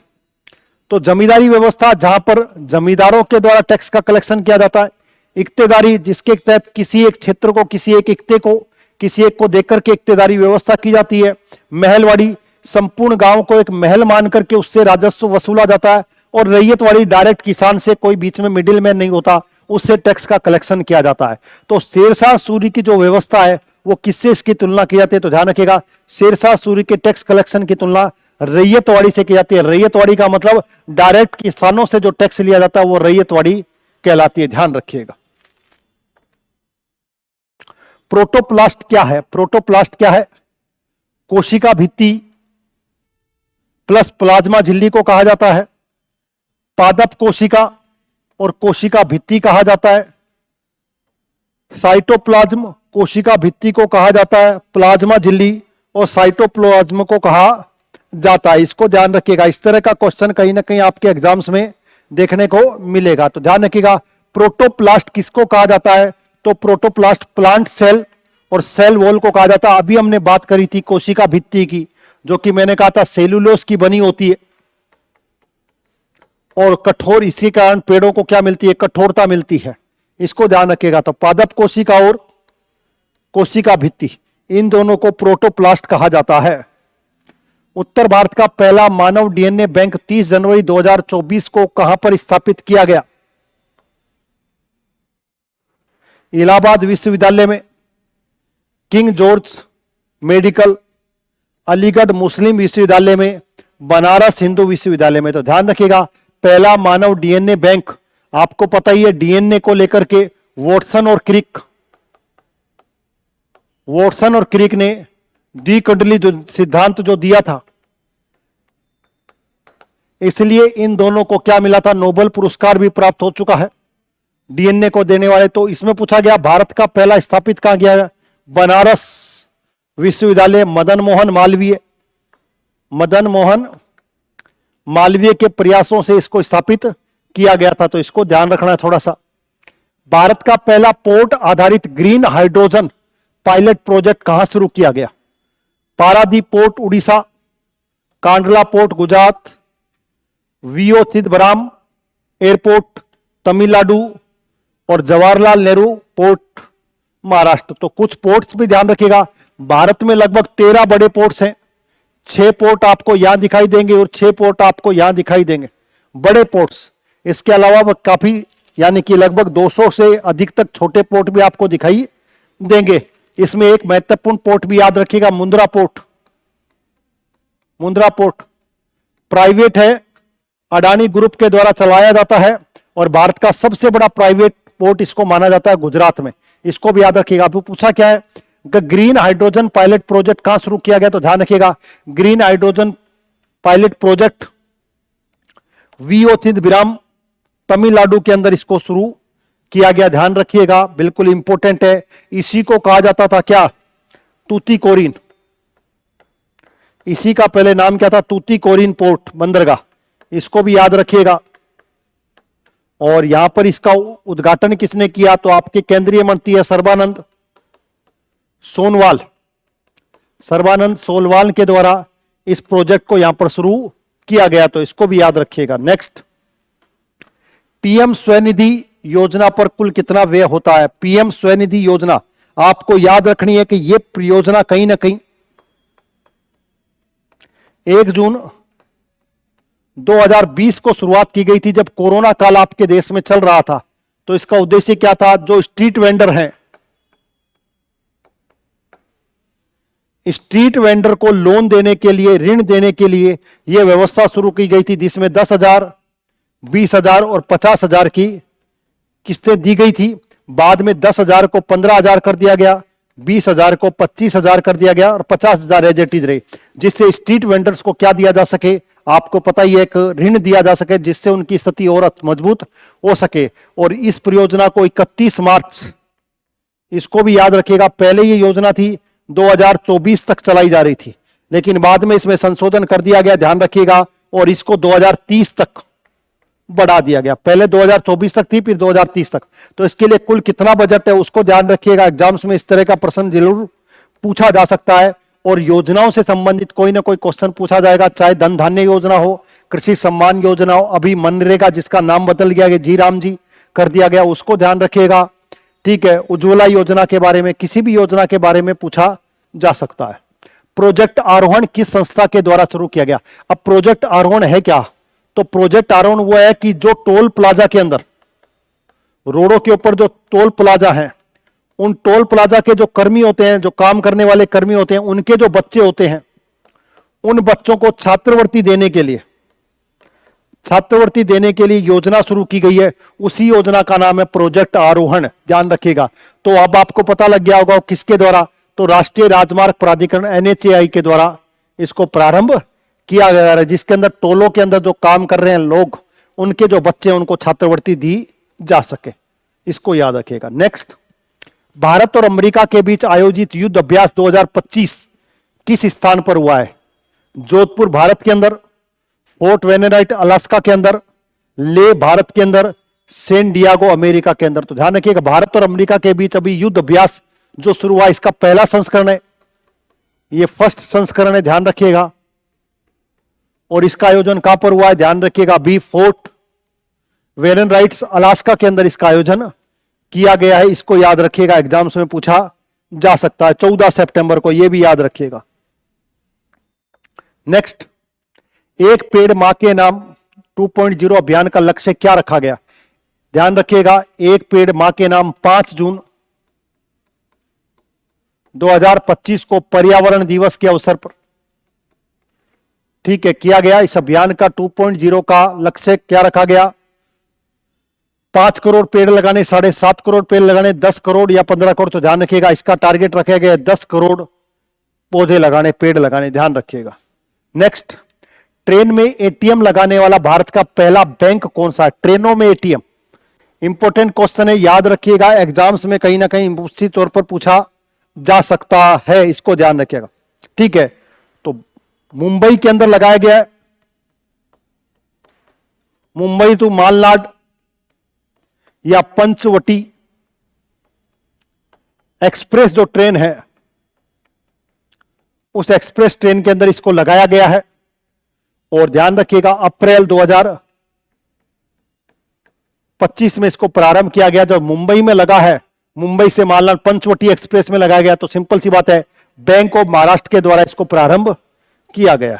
नेक्स्ट, अंतर्राष्ट्रीय सहकारिता दिवस 2025 की थीम क्या थी? सहकारिता, कोऑपरेटिव।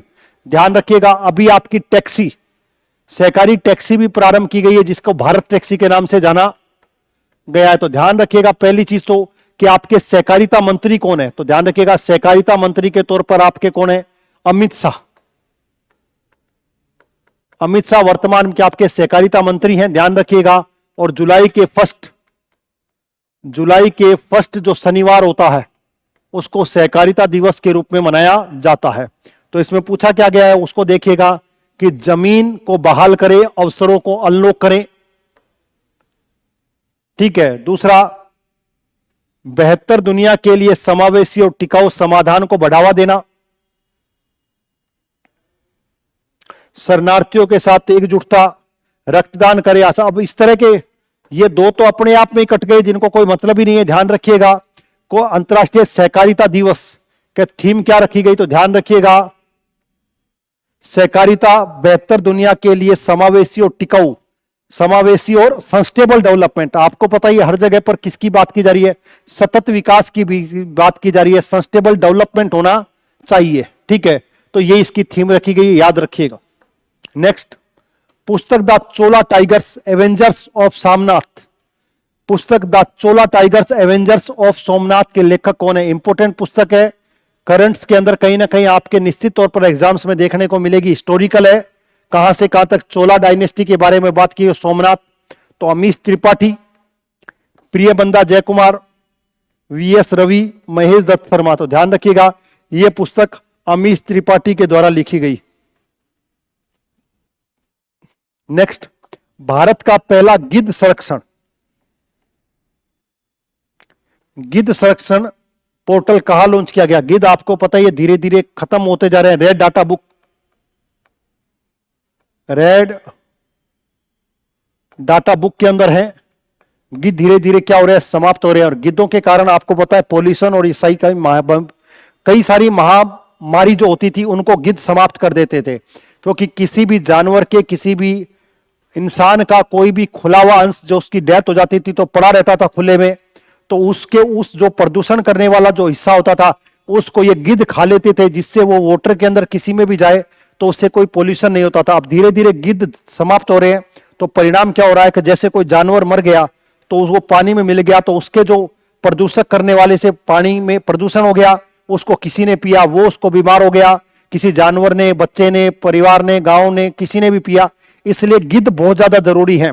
तो गिद्धों के लिए एक पोर्टल शुरू किया गया है, गुजरात, असम, महाराष्ट्र और कर्नाटक। तो ध्यान रखिएगा, असम राज्य के अंदर गिद्ध संरक्षण पोर्टल शुरू किया गया।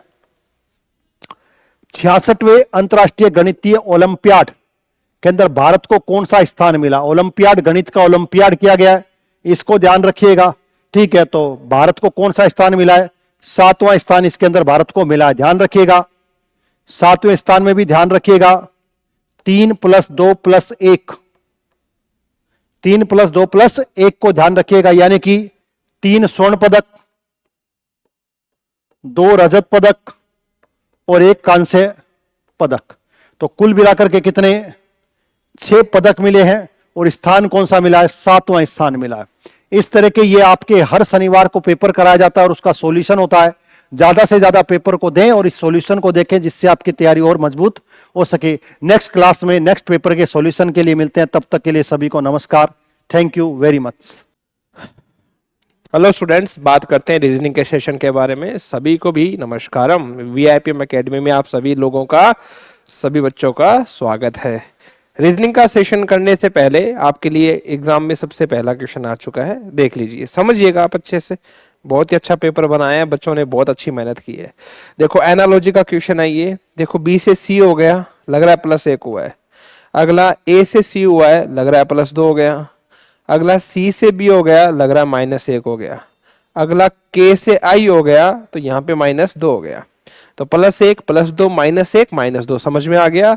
टी का यू +1 हो गया, ई का जी +2 हो गया, एस का आर -1 हो गया और टी का आर -2 हो गया। तो उसी प्रकार से बताइए, +1 कर दीजिए, +2 कर दीजिए, -1 कर दीजिए और -2 कर दीजिए। डब्ल्यू का अगला क्या आ जाएगा? एक्स आ जाएगा। ओ 15 पे आता है, 15 में 2 जोड़ोगे 17 पे क्यू आ जाएगा। इसमें आ जाएगा आपका क्यू आ जाएगा। उसके बाद माइनस करोगे तो ये आ जाएगा आई आ जाएगा। तो एक्स डबल क्यू आई कौन सा ऑप्शन हो जाएगा? इसमें आपका डी वाला हो जाएगा, ठीक है। वरना चलो अभी अगले क्वेश्चन के बारे में बात करते हैं। ये लीजिए, अगला असंगत का पता लगाना है। तो ये क्लासिफिकेशन का क्वेश्चन आ गया है, ओड वन आउट वन का क्वेश्चन है, अभी देख लीजिए। इसमें तो केवल लास्ट के 2 अल्फाबेट चेक करने होते हैं, लास्ट के 2 अल्फाबेट। आप देखोगे एफ आता है 6 पे, ए आता है 1 पे। बताओ कितने का डिफरेंस है? +5 का है, ठीक है। 6 1 +5 का डिफरेंस है। डी आता है 4 पे, डी कितने पे आता है अभी? सॉरी, डी आता है 4 पे और एच आता है 8 पे। देखो यहाँ हो गया आपका +4। ओ आता है 15 पे, एस आता है 19 पे। देखो यहाँ हो गया आपका +4। आई आता है 9 पे और ई आता है 5 पे। देखो यहाँ हो गया आपका +4। बाकी इन सब में तो +4 हो रहे हैं, इसमें +5 हो गए, तो आपका ए वाला ऑप्शन हो जाएगा। बस इतना सा चेक करना होता है। अगला कोडिंग डिकोडिंग का क्वेश्चन है, देख लीजिए। अगर किसी कुट भाषा में OASIS को ऐसे लिखा जाता है, तो देखो इसके पीछे लिखने का कारण क्या है वो थोड़ा सा आपको समझना पड़ेगा। इसने लास्ट वाले अल्फाबेट से स्टार्ट किया, लास्ट वाले से। देखो एस का आर हो गया, -1 हो गया, ठीक है। उसके बाद आई का जे हो गया, आप बोलोगे सर +1 हो गया। उसके बाद एस का टी हो गया, आप बोलोगे सर +1 हो गया। उसके बाद ए का बी हो गया, आप बोलोगे सर +1 हो गया। और ओ का एन हो गया, तो यहाँ हो जाएगा -1 हो जाएगा। तो देखो -1 +1 +1 -1 ये चल रहा है। आप कह सकते हो बाहर वाला, इस साइड वाला अल्फाबेट और इस साइड वाले अल्फाबेट में -1 हो रहा है, बीच वाले में +1 हो रहा है, ठीक है। तो चलो इसमें भी आपको क्या करना, -1 करना है, इसमें भी आपको -1 करना है। तो ओ 15 पे आता है, 15 में 1 घटाओगे 14 पे एन आ जाएगा, ठीक है। लेकिन आपको स्टार्ट कहाँ से करना है? स्टार्ट यहाँ से करना है, तो सबसे पहले ये आएगा। तो 18 पे आता है, 18 में 1 घटाओगे 17, 17 पे क्या आ जाएगा? क्यू आ जाएगा, ठीक है। उसके बाद ऐसे चलते जाएंगे। उसके बाद इसमें +1 कर दीजिए, यू का अगला वी आ जाएगा। सी में 1 जोड़ोगे तो अगला आ जाएगा आपका डी। और दोबारा सी में आप एक जोड़ोगे तो अगला आ जाएगा तुम्हारा डी, और उसके बाद में 15 में से एक घटाएगा 14 पे आ जाएगा आपका एन आ जाएगा, तो आ जाएगा Q V double D N. Q V double D N, बताइए कौन सा ऑप्शन है आपका? ये हो जाएगा आपका डी वाला हो जाएगा। बताइए समझ में आ गया सबको? अगले क्वेश्चन के बारे में बात करते हैं। अगला आपका क्वेश्चन है बच्चे फिलिंग द ब्लैंक का क्वेश्चन है, ठीक है। ऐसे क्वेश्चन एग्जाम में आते हैं, एक क्वेश्चन तो पक्का मिलेगा आपको। बताओ इस चीज के लिए आप श्योर हो ना कि फिलिंग द ब्लैंक का एक क्वेश्चन तो पक्का आता है हर हाल में, ठीक है। जब भी ऐसे क्वेश्चन आए ना तो आप एक काम करें, सबसे पहले इनको गिन लो टोटल कितने हैं, तो गिनो सबको। गिनोगे तो देखो 1 2 3 4 5 6 7 8 9 10 11 12 13 14 15 16, टोटल 16 है। 16 में बताओ कितने कितने के पेयर बना दूं? 4 4 के बना दूं। अब 4 4 के पेयर बना दीजिए फटाफट। 1 2 3 4 1 2 3 4 1 2 3 4 1 2 3 4। लास्ट का अल्फाबेट देखो, यहाँ पे भी ओ है, यहाँ पे भी ओ है, यहाँ पे भी ओ है, तो यहाँ पे भी ओ होगा। शुरू का ए आर है, देखो यहाँ पे ए है तो यहाँ पे भी ए होगा। तो बताओ ए ओ, ए ओ, उससे पहले एक और देखना है फटाफट। देखो ए आर, ये तीसरा जी है तो यहाँ पे कौन आ जाएगा? जी आ जाएगा। देखो तीसरा जी हो जाएगा A R G, A R G. अब बताओ ए जी ओ, देखोगे तो ए जी ओ यहाँ पे है पर यहाँ नहीं है, तो ये भी गलत है, ये भी गलत है। आगे चलो बात करते हैं। फिर बताओ ए के पास यहाँ कौन आएगा? आर आएगा। तो ए के पास आर आएगा तो देखो आर इसमें है पर इसमें नहीं है, तो कौन सा ऑप्शन हो जाएगा? बी वाला हो जाएगा। इसको बोला क्या जाएगा? ए आर जियो, ए आर जियो, ए आर जियो, ए आर जियो, ये बोला जाएगा। आगे बात समझ में? अगला क्वेश्चन आ गया मिसिंग नंबर का। देखो अच्छा क्वेश्चन है, शानदार। इसमें दो लॉजिक है, दो कंसेप्ट है। अगर आप सीधा करना चाहें तो डायरेक्ट आप इनको देख के कर सकते हैं, डायरेक्ट आप इनको देख के कर सकते हो अगर आप सीधा करना चाहें। इसने पता क्या कर दिया? इसने कर दिया 5 इंटू में 4 माइनस में 2, बस 5 इंटू 4 20, माइनस में 2 करोगे 18, डन है। ऐसे ही आप 60 इंटू में 4 माइनस में 2 कर दो, 60 इंटू में 4 करोगे 240, 240 में से 2 गया, ये आ गया 238, बस डायरेक्ट कर सकते हो। वैसे इसमें कर दीजिए 32 इंटू में 4 माइनस में 2, तो इसको करोगे 4 दूनी 8, ये आएगा 128, 128 माइनस में 2 करोगे तो कितना आ जाएगा बच्चे? 126 आ जाएगा। कौन सा ऑप्शन हो जाएगा? ए वाला, ठीक है। और इसके बीच में लॉजिक क्या है? इसके और इसके बीच में लॉजिक ये है, आप 3 का स्क्वायर कर दीजिए माइनस 4 कर दीजिए। 3 का स्क्वायर 9 माइनस 4 करोगे 5, 6 का स्क्वायर 36 माइनस 4 करोगे 32, 8 का स्क्वायर 64 माइनस 4 करोगे 60। ऊपर वाले के साथ स्क्वायर -4 हो रहा है और नीचे वाले के साथ मल्टीप्लाई 4 - 2 हो रहा है, ठीक है। ये लीजिए आपके सामने इंफॉर्मेशन आ चुकी है। ये कॉज एंड इफेक्ट का क्वेश्चन है, कारण और प्रभाव। तो कारण और प्रभाव मैंने आपको बहुत अच्छे से पढ़ाया, बहुत शानदार, और उम्मीद करूंगा कि वो चीजें आपको याद होंगी और उसी के अकॉर्डिंग आप इस क्वेश्चन को करेंगे। तो इसने 2 स्टेटमेंट दे दिए भी, आपको दोनों स्टेटमेंट में से देखना है कि इसमें से कारण कौन सा है, प्रभाव कौन सा है। तो देश एक्स ने पिछले 5 वर्षों में अपने कच्चे तेल के आयात में 6% की कमी की है। अब बताओ देश एक्स ने अगर 6% की कमी की है 5 वर्षों के बाद, तो कोई चीज में कमी होती है या कोई चीज में बढ़ोतरी होती है, तो इसके पीछे कोई ना कोई कारण होता है। बिना कारण के बताओ कमी और वृद्धि हो सकती है क्या? बताओ पेट्रोल पंप, पहले पेट्रोल कितना था? 108 रुपए लीटर था, फिर अब कम करके 104 कर दिया, 102 कर दिया। तो आप सोचो अगर कम किया है तो गवर्नमेंट की कोई ना कोई पीछे इसकी रीजन होगा, इसलिए कम किया है।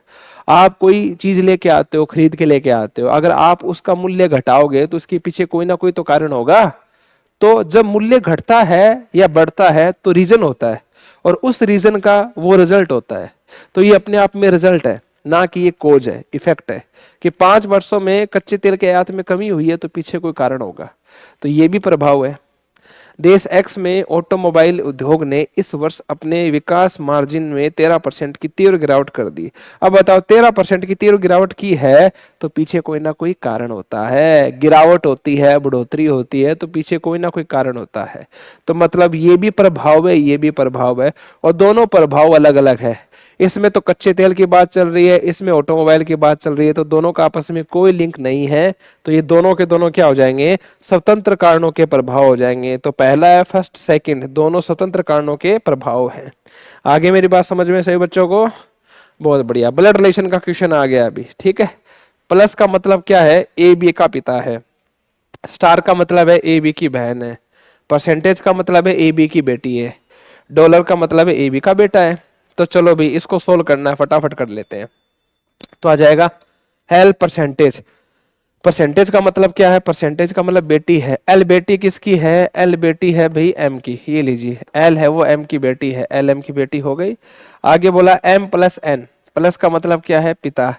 एम पिता है किसका? एम पिता है एन का पिता है। तो ये आपस में भाई बहन हो जाएंगे या बहन बहन हो जाएंगे। आगे एन स्टार ओ। स्टार का मतलब क्या है? बहन। एन बहन है, किसकी बहन है? एन बहन है ओ की। और अगर एन ओ की बहन है तो एन एन अगर ओ की बहन है तो एन एल की भी बहन है। और ये तीनों की तीनों बच्चे एम के भी हैं, तीनों बच्चे हो जाएंगे। ठीक है, आगे बोला है ओ डॉलर पी।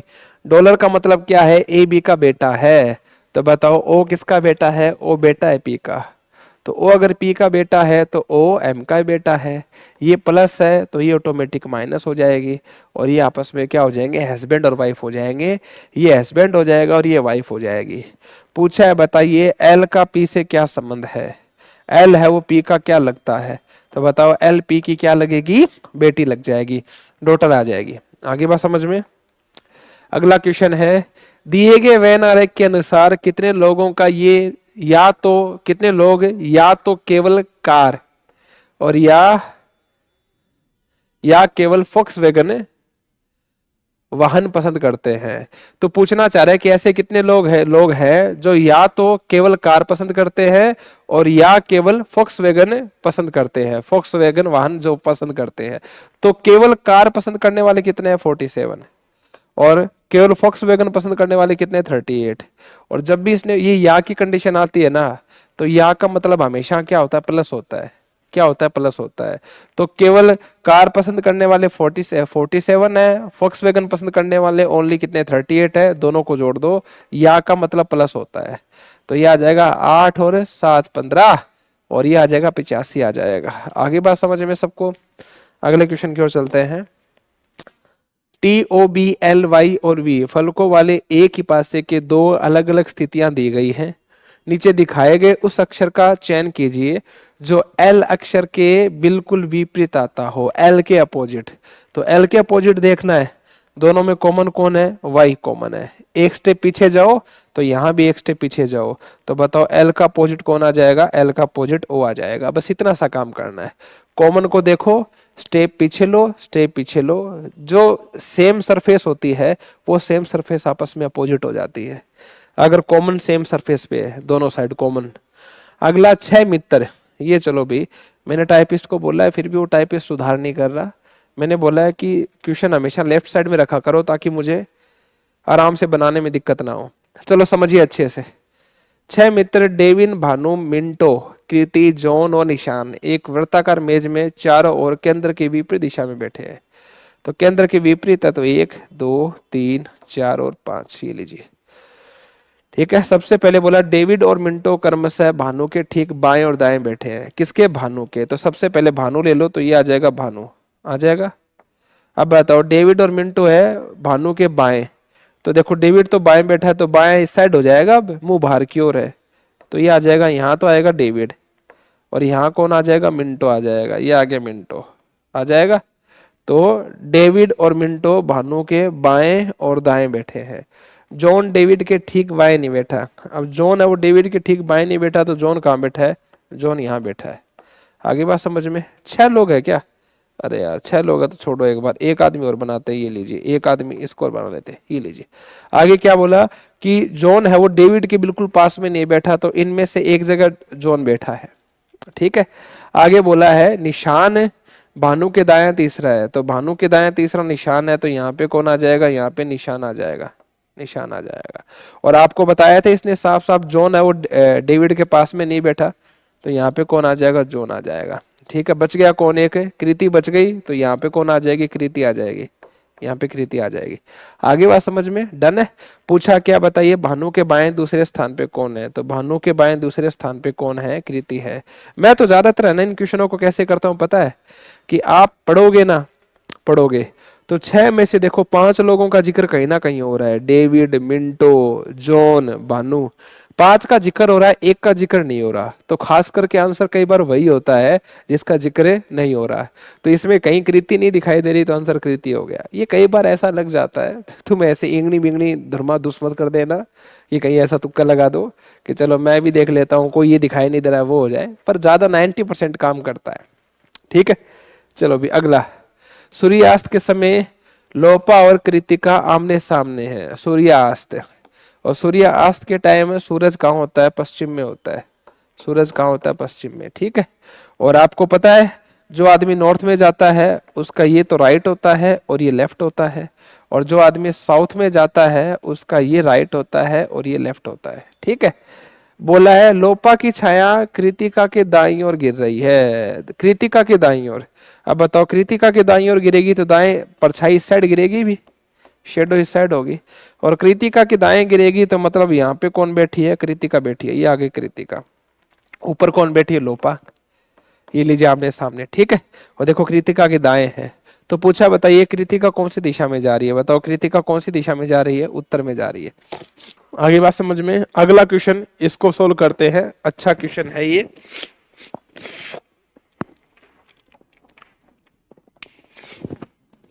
देखो समझो इसको। 17 व्यक्तियों की औसत आयु कितनी है? 39 वर्ष है। यदि पहले 9 व्यक्तियों की औसत आयु 35 वर्ष हो, ठीक है, और अंतिम 9 व्यक्तियों की औसत आयु 44 वर्ष हो। अब तुम नोटिस करो, अगर टोटल व्यक्ति 17 है तो तुम 9 काउंट कर रहे हो, तो 9 काउंट करने पे 18 हो गए। होने चाहिए कितने? 17, और पहले 9 अंतिम 9, तो 9 कितने हो गए? 18। तो मतलब एक आदमी एक्स्ट्रा काउंट हो रहा है, और एक आदमी एक्स्ट्रा काउंट हो रहा है उसी व्यक्ति के बारे में जिक्र हो रहा है, और वो व्यक्ति कौन सा है? 9वां। आई बात समझ में? जो 2 बार काउंट हो रहा है, देखो 9 इसमें भी है, 9 इसमें भी है, तो 9 18 हो गए, जबकि होने चाहिए 17, तो मतलब 9वां व्यक्ति 2 बार काउंट हो गया, और 2 बार काउंट हो गया तो हमें क्या करना है? 1 बार काउंट करना है और पता लगाना है कि वास्तव में इसकी आयु क्या है। ठीक है, तो चलो पहले तो 17 व्यक्तियों की टोटल आयु बताओ। तो 17 की टोटल आयु आ जाएगी 17 इंटू में 9। राशियों का योग का फॉर्मूला क्या होता है? राशियों का योग बराबर है औसत गुणा राशियों की संख्या। औसत गुणा राशियों की संख्या, तो मल्टीप्लाई करोगे तो कितना आएगा? अभी फटाफट बताना भाई। तो चलो करते हैं। 9 7 63, बच गया 6, ये आ जाएगा 9 21, 21 और 9 हो जाएंगे आपके 30, और ये आ जाएंगे 36, बच गए कितने आपके? 3। आगे बताओ, 3 और 3 6, तो ये आ जाएगा आपका 663 आ जाएगा। अब बताइए पहले 9 के काउंट करते हैं, तो पहले 9 की औसत आयु कितनी है? तो पहले 9 की 35 है। ठीक है, फिर अगले 9 की कितनी है? अगले 9 की 44 है। इनको काउंट करते हैं, 9 9 18 तो हो गए। तो चलो सॉरी, बताइए 9 5 45, बच गए 4, 9 3 27, 23 और 4 31। अगला 9 चौक 36, बच गए 3, और आगे बताओ 9 चौक 36 और 3 हो जाएंगे 39। ये लीजिए, इनको काउंट करेंगे तो कितना आएगा? ये 11, 10 और 11, ये आ जाएगा 771। होना चाहिए टोटल 663, हो गया 711। अब 711 हो गया ना, तो मतलब ये जो बीच का डिफरेंस बड़ा है ना, इस 9वें आदमी को 2 बार गिनने पे बड़ा है। तो चलो 9वें आदमी को 2 बार गिना गया है, तो 9वें आदमी की उम्र भी पता चल जाएगी, 2 बार गिना गया है तो ये आ जाएगा आपका 8, और ये आ जाएगा आपका 4। 48 वर्ष उसकी उम्र है। कितनी वर्ष? 48 वर्ष। आगे बात समझ में। कौन सा ऑप्शन आ जाएगा इसमें आपका? इसमें आपका सी वाला आ जाएगा। बताओ सबको समझ में आ गया? अभी डन है, चले भी आगे अगले क्वेश्चन की ओर चलते हैं। ये लीजिए, इसको करिए ट्राई साथ साथ में, फटाफट पता लगाइए, फटाफट फटाफट फटाफट।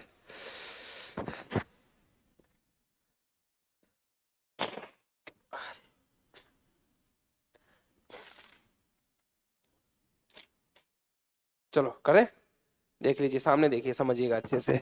इसने बोला यदि, थोड़ा सा इसमें करेक्शन, उस करेक्शन को सही कर देते हैं।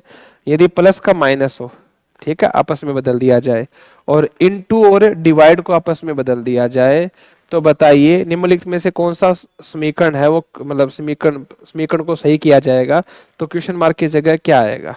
तो चलो प्लस और माइनस को चेंज करना है, इनटू और डिवाइड को चेंज करना है। तो इंटू की जगह तो क्या आ जाएगा, डिवाइड आ जाएगा, और डिवाइड की जगह इंटू आ जाएगा, माइनस की जगह प्लस आ जाएगा, प्लस की जगह माइनस आ जाएगा। अब चलो 4515 में 5 का भाग दोगे तो आ जाएगा 9 पंजा 45, जीरो, ये आ जाएगा 903। इससे डिवाइड किया तो 903 प्लस में, अब इनका मल्टीप्लाई करो, इनका मल्टीप्लाई करोगे तो आएगा 3, 3 तिया 9 और 4 तिया 12, इतना ही आएगा 1200, इतना ही आएगा ना, 3, 3 तिया 9, 4 तिया 12, बिल्कुल 1293 आएगा। और आगे यहाँ पे माइनस में आ जाएगा 821।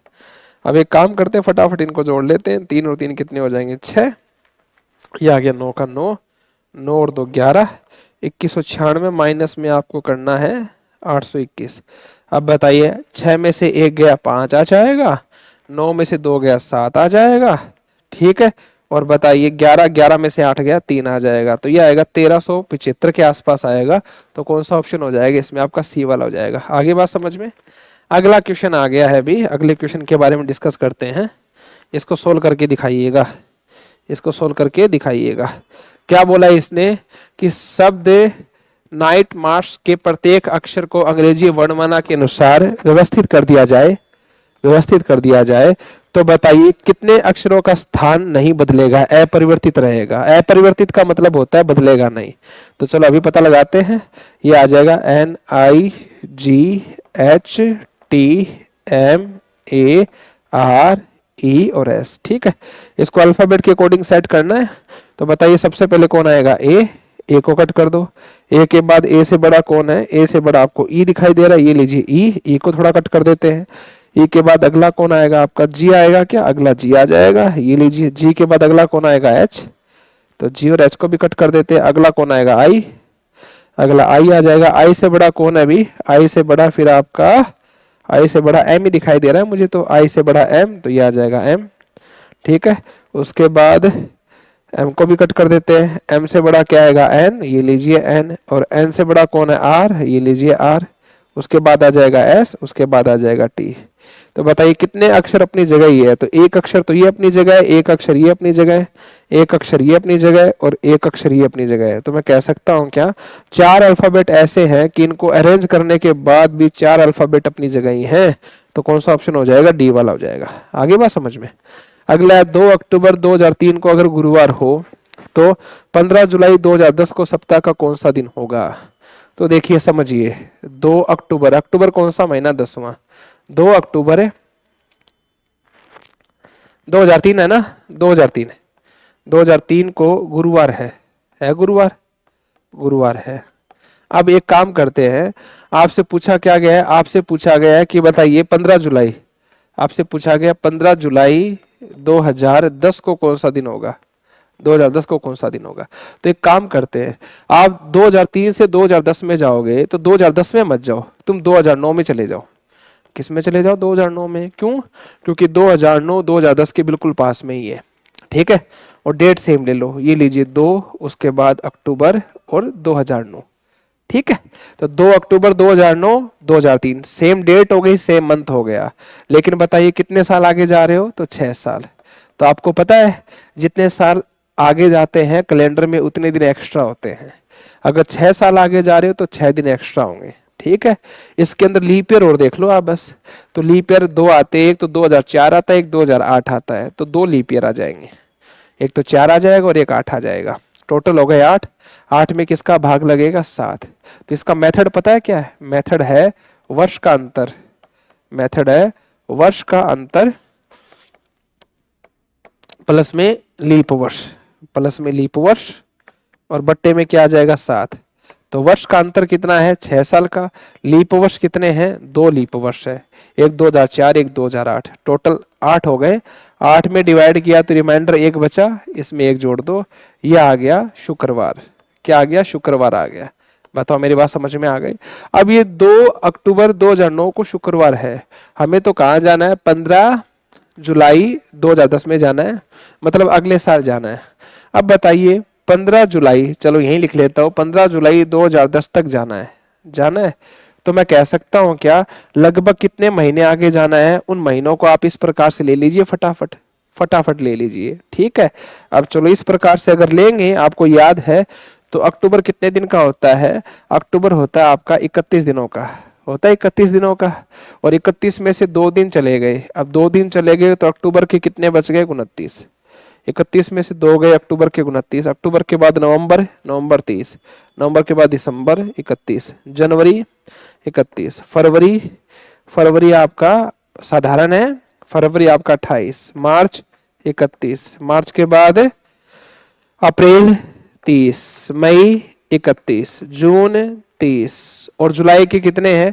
15 जुलाई को पूछा है ना, तो जुलाई के आ जाएंगे 15। तो देख लीजिए एक बार काउंट कर लो, अक्टूबर, नवंबर, दिसंबर, जनवरी, फरवरी, मार्च, अप्रैल, मई, जून, जुलाई। फटाफट 7 से काट दो इसको, 7 से काटोगे रिमाइंडर 1 बचेगा। अगर मैं आपकी जगह होता है ना, तो मैं कंफर्म है ना सीधा यहाँ पे 1 2 1 2 1 2 1 2 ये लिखता, ठीक है, 2 3 2 3 2 3 2 3 लिखता डिवाइड करके। 7 चौक 28 2 बचेगा, 7 चौक 28 3 बचेगा, 7 चौक 28 3 बचेगा, रिमाइंडर 7 चौक 28 0, 7 चौक 28 3, 7 चौक 28 2, 7 चौक 28 3, ठीक है। इसमें 7 चौक 28 2, 7 दूनी 14, 1 बचेगा, ठीक है। अब चलो 2 2 4 और 3 7 कट हो गए, आगे 3 और 3 6 और 1 7 कट हो गए, आगे बताओ कितने बच गए? तो आगे आपके पास बच गए 2 और 3 5, 5 और 1 6 बचा है, 6 बचा है। तो आप इसमें या तो 6 दिन जोड़ दीजिए या 1 दिन माइनस कर दीजिए, की बात है। और 1 दिन माइनस करोगे तो मैं कह सकता हूँ क्या वापस क्या आ जाएगा आपका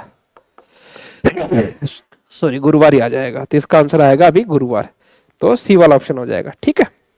इस चीज का थोड़ा सा ध्यान रखें। अगला आ गया नॉन वर्बल के क्वेश्चन आ गए अभी। अब नॉन वर्बल के क्वेश्चन आपको देख लो फटाफट करने हैं, ठीक है। इसमें कौन सी सीरीज है जो अगली 5वीं सीरीज बन के दिखाएगी, कौन सा पैटर्न बनेगा? तो नोटिस करो, देखो सबसे पहले 1 प्लस से यहाँ पे देखो 2 प्लस हो गए 2 प्लस, ठीक है। और यहाँ पे देखो 1 0 से कितने जीरो हो गए? 3 जीरो हो गए, 3 जीरो हो गए। फिर यहाँ पे देखो 1 स्टार से यहाँ पे कितने स्टार हो गए? 4 स्टार हो गए। तो बताइए अगला नंबर किसका आएगा? इन्हीं का आएगा। तो देखो प्लस कितने बढ़े? प्लस आपके 2 बढ़े, जीरो कितने बढ़े? 3, और स्टार कितने बढ़े? 4। तो इस बार प्लस कितने बढ़ेंगे? 5 बढ़ेंगे, 5 बढ़ेंगे मतलब 1 2 3 तो है ही, उसके आगे 1 2 3 4 और 5, मतलब ये पूरी लाइन ही भर जाएगी। और पूरी लाइन भरेगी तो ऐसा ऑप्शन कौन सा केवल एक है, वो ए वाला हो जाएगा। आगे बात समझ में? ये लीजिए अगला क्वेश्चन आपके सामने। अगला पूछा है, बताइए क्वेश्चन मार्क की जगह यहाँ पे क्या आएगा? तो देखो फटाफट समझिए, ये दिखाई दे रहा आपको? सबसे पहले इस कोने पे है, देखो इस कोने पे। अगली बार देखो, अगली बार देखो इस कोने पे आ गया, आ गया। अगली बार देखो, अगली बार इस कोने पे आ गया। अगली बार देखो, अगली बार देखो इस कोने पे आ गया। तो अगली बार बताओ कहाँ आएगा? अगली बार दोबारा इस कोने पे ही आएगा, आएगा ना, इस कोने पे यहाँ आएगा। और यहाँ आएगा तो बताओ, यहाँ तो नहीं है तो गलत है, इसमें है, इसमें नहीं है गलत है, इसमें उल्टा इस साइड दे दिया, फेस है इस साइड, इसने फेस इस साइड कर दिया, तो ये भी गलत है। कौन सा ऑप्शन हो जाएगा? सी वाला हो जाएगा। आगे बात समझ में सही हो बच्चों को? अगला क्वेश्चन आपके सामने है, बताइए टोटल त्रिभुज कितने होंगे? त्रिभुज गिनते हैं, 1 2 3, 3 के बाद 4 5 6 7, 7 और 1 ही आ जाएगा 8, 8 के बाद ये आएगा 9 10 और ये 11 12 और एक ही आ जाएगा 13। इसमें टोटल कितने त्रिभुज है? 13 त्रिभुज है। आगे बात समझ में? अगला देखो पेपर कटिंग पेपर फोल्डिंग का क्वेश्चन आ गया है। सबसे पहले पेपर को देखो ऐसे फोल्ड किया गया, ठीक है। फिर ऐसे फोल्ड करने के बाद इसको ऐसे फोल्ड कर दिया। अब इतना सा पेपर तुम्हारे पास बचा है और इसने क्या कर दिया? फिर काट दिया, कैंची से काट के ये बना दिया, ये बना दिया। अब बताओ ये बनाएगा तो ऊपर भी फिर जो फोल्ड करो वापस खोलोगे तो ऊपर इस साइड भी ऐसे बनेगा और इस साइड भी ऐसे बनेगा, क्योंकि नीचे भी फोल्ड किया जाएगा ऊपर भी फोल्ड किया जाएगा, खोला जाएगा। तो ये वाला सिंबल बताओ लगातार 3 जगह ऐसे होंगे और यहाँ पे भी देखो लगातार 3 जगह ऐसे होंगे।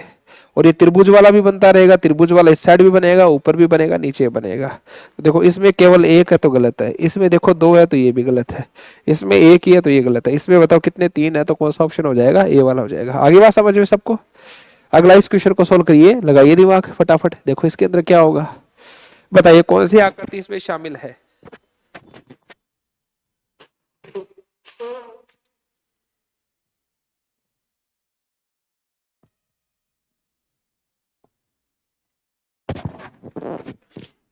कर लिया सबने? चलो आपको बताना है घुमाने की अनुमति नहीं है, इसने बोला है घुमाना नहीं है, घुमाने की परमिशन नहीं दी जाएगी, ठीक फिर आपको बताना है कौन सी आकृति इन चारों में से कौन सी इसमें शामिल है। तो देखो फर्स्ट वाली अगर देखें तो देखो फर्स्ट वाली, देखो ये लाइन तो दिखाई दे रही है, लेकिन उसके बाद अगर नोटिस करें तो देखो, चलो ये लीजिए, तो देखो इसमें देखो ये यहाँ बन गया, ऐसा ऐसा कुछ है ही नहीं, देखो यहाँ दिखाई नहीं दे रहा, इस साइड है वो, इस साइड नहीं है, तो ये पहला वाला तो गलत हो जाएगा। ठीक है, अगला इसको मैच करने की कोशिश करते, तो इसको मैच करने की कोशिश करेंगे तो देखो ये दिखाई दे रहा आपको, देखो ये रहा, ये वाली जो शेप है, ये वाली शेप ये रही, ये वाली शेप ये रही, उसके बाद ये वाली शेप कहाँ है, ये वाली शेप वो देखनी है, तो ये वाली शेप रही, ये रही, दिखाई दे रहा है। उसके बाद ये वाली शेप कहाँ है, ये वाली शेप देख लीजिए, ये रही, दिख रही है ना सबको। और साइड वाली ये वाली शेप, तो ये वाली शेप आपके सामने देखो ये रही। बताओ मेरी बात समझ में आ गई? तो कौन सा ऑप्शन हो जाएगा इसमें? बी वाला हो जाएगा। डन है। अगले क्वेश्चन की ओर आते हैं। बताइए, क्वेश्चन मार्क की जगह इसको भरना है, और क्वेश्चन मार्क की जगह इसको भरना है। तो देखो ये वाला इससे मैच हो रहा है, तो ये वाला इससे मैच होगा, और ये वाला इससे मैच होगा, तो मैं कह सकता हूँ क्या एक तरीके से ये लीजिए ऐसे बनेगा एक तरीके से, और ये बनेगा आपका थोड़ा ऐसे चलकर फिर ऐसे ऐसे कुछ बनेगा। ठीक है, अब देखो यहाँ तो ये खाली है, जबकि यहाँ ये डार्क है, तो इस जगह ये डार्क ही आएगा, इस जगह ये क्या आएगा, डार्क आएगा हर हाल के अंदर। और ये डार्क होगा तो डार्क बताओ किस किस के अंदर है? तो डार्क देखो यहाँ नहीं है तो गलत है, यहाँ नहीं है तो गलत है, यहाँ नहीं है तो गलत है, देखो इसमें डार्क है, ये डार्क आएगा, ये डार्क मिलेगा। कौन सा ऑप्शन हो जाएगा? डी वाला। डन है। अगला ये आ गया आपके सामने मिरर इमेज का। मिरर इमेज में जब आप इन अल्फाबेट को ऐसे पलटोगे तो सबसे पहले तो एन लिखा जाएगा, एन कुछ इस प्रकार से लिखा जाएगा, उसके बाद 3 ऐसे लिखा जाएगा, 9 आपको ऐसे लिखा जाएगा, आर आपका इस प्रकार से लिखा जाएगा। ठीक है, आर आपका इस प्रकार से लिखा जाएगा, एफ आपका ऐसे लिखा जाएगा, टी बिल्कुल ऐसे रहेगा, और वाई आपका ऐसे लिखा जाएगा। ठीक है, तो ये देख लीजिए किसके अंदर है। तो सबसे पहले N3, ये तो 9 हो गया, तो ये गलत है, और इसमें 9 चलो ठीक है, इस साइड है आर आर आर, थोड़ा सा ऊपर करना पड़ेगा, अभी थोड़ा सा ऊपर करना पड़ेगा, और ऊपर करते ही हिलेगा ये लीजिए, कोई दिक्कत नहीं है।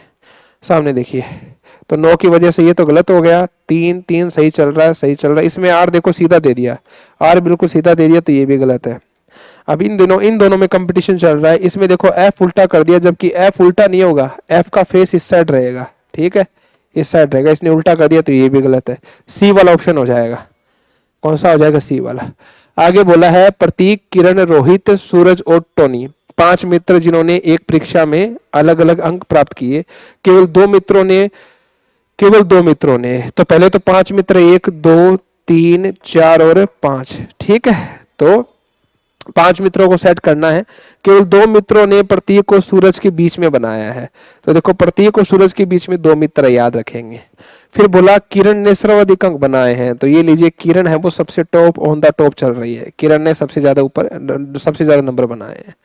अब एक चीज कह सकता हूं क्या, कि अगर प्रतीक को सूरज के बीच में 2 है, तो समझ लीजिए अगर यहाँ प्रतीक है तो फिर यहाँ कौन है? सूरज है, और कल को अगर यहाँ सूरज है तो यहाँ कौन है? प्रतीक है। प्रतीक यहाँ तो सूरज यहाँ, सूरज यहाँ तो प्रतीक यहाँ, इन दोनों के बीच में 2 लोग हैं। आगे बोला टोनी ने रोहित से अधिक नंबर बनाए हैं, तो ये लीजिए टोनी, ये आ जाएगा, कौन आएगा? टोनी आ जाएगा। टोनी ने बताओ किससे ज्यादा बनाए हैं? रोहित से ज्यादा अंक बनाए हैं, रोहित से ज्यादा अंक बनाए। पूछा बताइए चौथे स्थान पे सबसे अधिक किसने बनाए? तो बताओ चौथे स्थान पे सबसे अधिक किसने बनाए? रोहित ने बनाए। किसने बनाए? रोहित ने। आगे बात समझ में? अगला क्वेश्चन आ गया आपका इनक्वलिटी का असमानता का क्वेश्चन। आपके सामने ये रहा स्टेटमेंट, इस स्टेटमेंट को ध्यान में रखो और बताओ कौन सा कंक्लूजन सही होगा। बताइए एफ क्या जी से बड़ा है? एफ क्या जी से बड़ा है? तो एफ ये रहा, जी ये रहा, बीच में देखो ये विरोधाभास चल रहा है, बीच में देखो विरोधाभास है, तो ये गलत है। ठीक है, अगला सी क्या जी से बड़ा है? सी ये रहा, जी ये रहा, देखो फेस किसकी तरफ खुला हुआ है? देखो सी की तरफ है ना, और एक बड़े का सिंबल आते ही ऑटोमेटिक बड़ा हो जाएगा, तो सी जी से बड़ा है, सेकंड वाला राइट हो जाएगा। तो इसमें कौन सा ऑप्शन सही होगा आपका? ओनली सेकंड, ए वाला ऑप्शन हो जाएगा। अगला प्रत्येक शब्द में प्रत्येक अक्षर का केवल एक बार उपयोग किया जा सकता है। ए ई डी एन के सभी अक्षरों का उपयोग करते हुए चार वाले कितने अर्थपूर्ण अंग्रेजी शब्द बनाए जा सकते हैं। तो मैं ये आपके लिए क्वेश्चन छोड़ के जा रहा हूँ। हालांकि इसका आंसर बता दूंगा कि एक अर्थपूर्ण शब्द क्या बनेगा आपका, इसमें एक ही बनेगा। AEDN को सेट करोगे तो एक ही बनेगा। इसके लिए आपकी वो केब देखो बहुत अच्छी होनी चाहिए। जिस बच्चे की वो केब बहुत अच्छी है वो इसमें आराम से कर सकता है। तो वो केब पे काम करें आप, इन्हीं को अरेंज करने के बाद एक अर्थपूर्ण शब्द बनेगा। ठीक है, तो उम्मीद करूंगा कि आप सभी को सेशन समझ में आ गया होगा। आप सभी बहुत अच्छी मेहनत करने वाले बच्चे हैं। आप सेशन को पूरा देखने के बाद सेशन को लाइक जरूर कर दीजिए। आपको क्लासेस टीचर का पढ़ाया हुआ समझ में आता है तो आपका ये दैनिक कर्तव्य है कि अपनी संस्था को, अपनी कोचिंग को, अपने गुरुओं को आगे बढ़ाएं। हम भी आगे बढ़े, उनको भी आगे बढ़ाएं, साथ साथ लेके चले। तो सेशन को लाइक भी कर दीजिएगा, चैनल को सब्सक्राइब भी कर दीजिएगा और साथ साथ में जितना ज़्यादा शेयर कर सकते उतना सेशन को शेयर कीजिएगा। ठीक है, अपना ध्यान रखें, माता पिता का ख्याल रखें और ऐसे ही जुनून के साथ मेहनत करते रहे और 2026 के अंदर सिलेक्शन हर हाल में लेके रहे। आगे बात समझ में, इस बार SSC CGL पार। जो स्टेनो की तैयारी कर रहा है उसके लिए स्टेनो पार, जो CGL की तैयारी कर रहा है उसके लिए CGL पार, MTS की तैयारी कर रहा है MTS पार, या फिर आप CPO की तैयारी कर रहे हो CPO पार, रेलवे पार, बैंक, जिस कंपटीशन की आप अच्छे से मेहनत कर रहे हैं, भगवान से मेरी यही गुजारिश है आपका सिलेक्शन हो, तथास्तु। ठीक है, नमस्कार।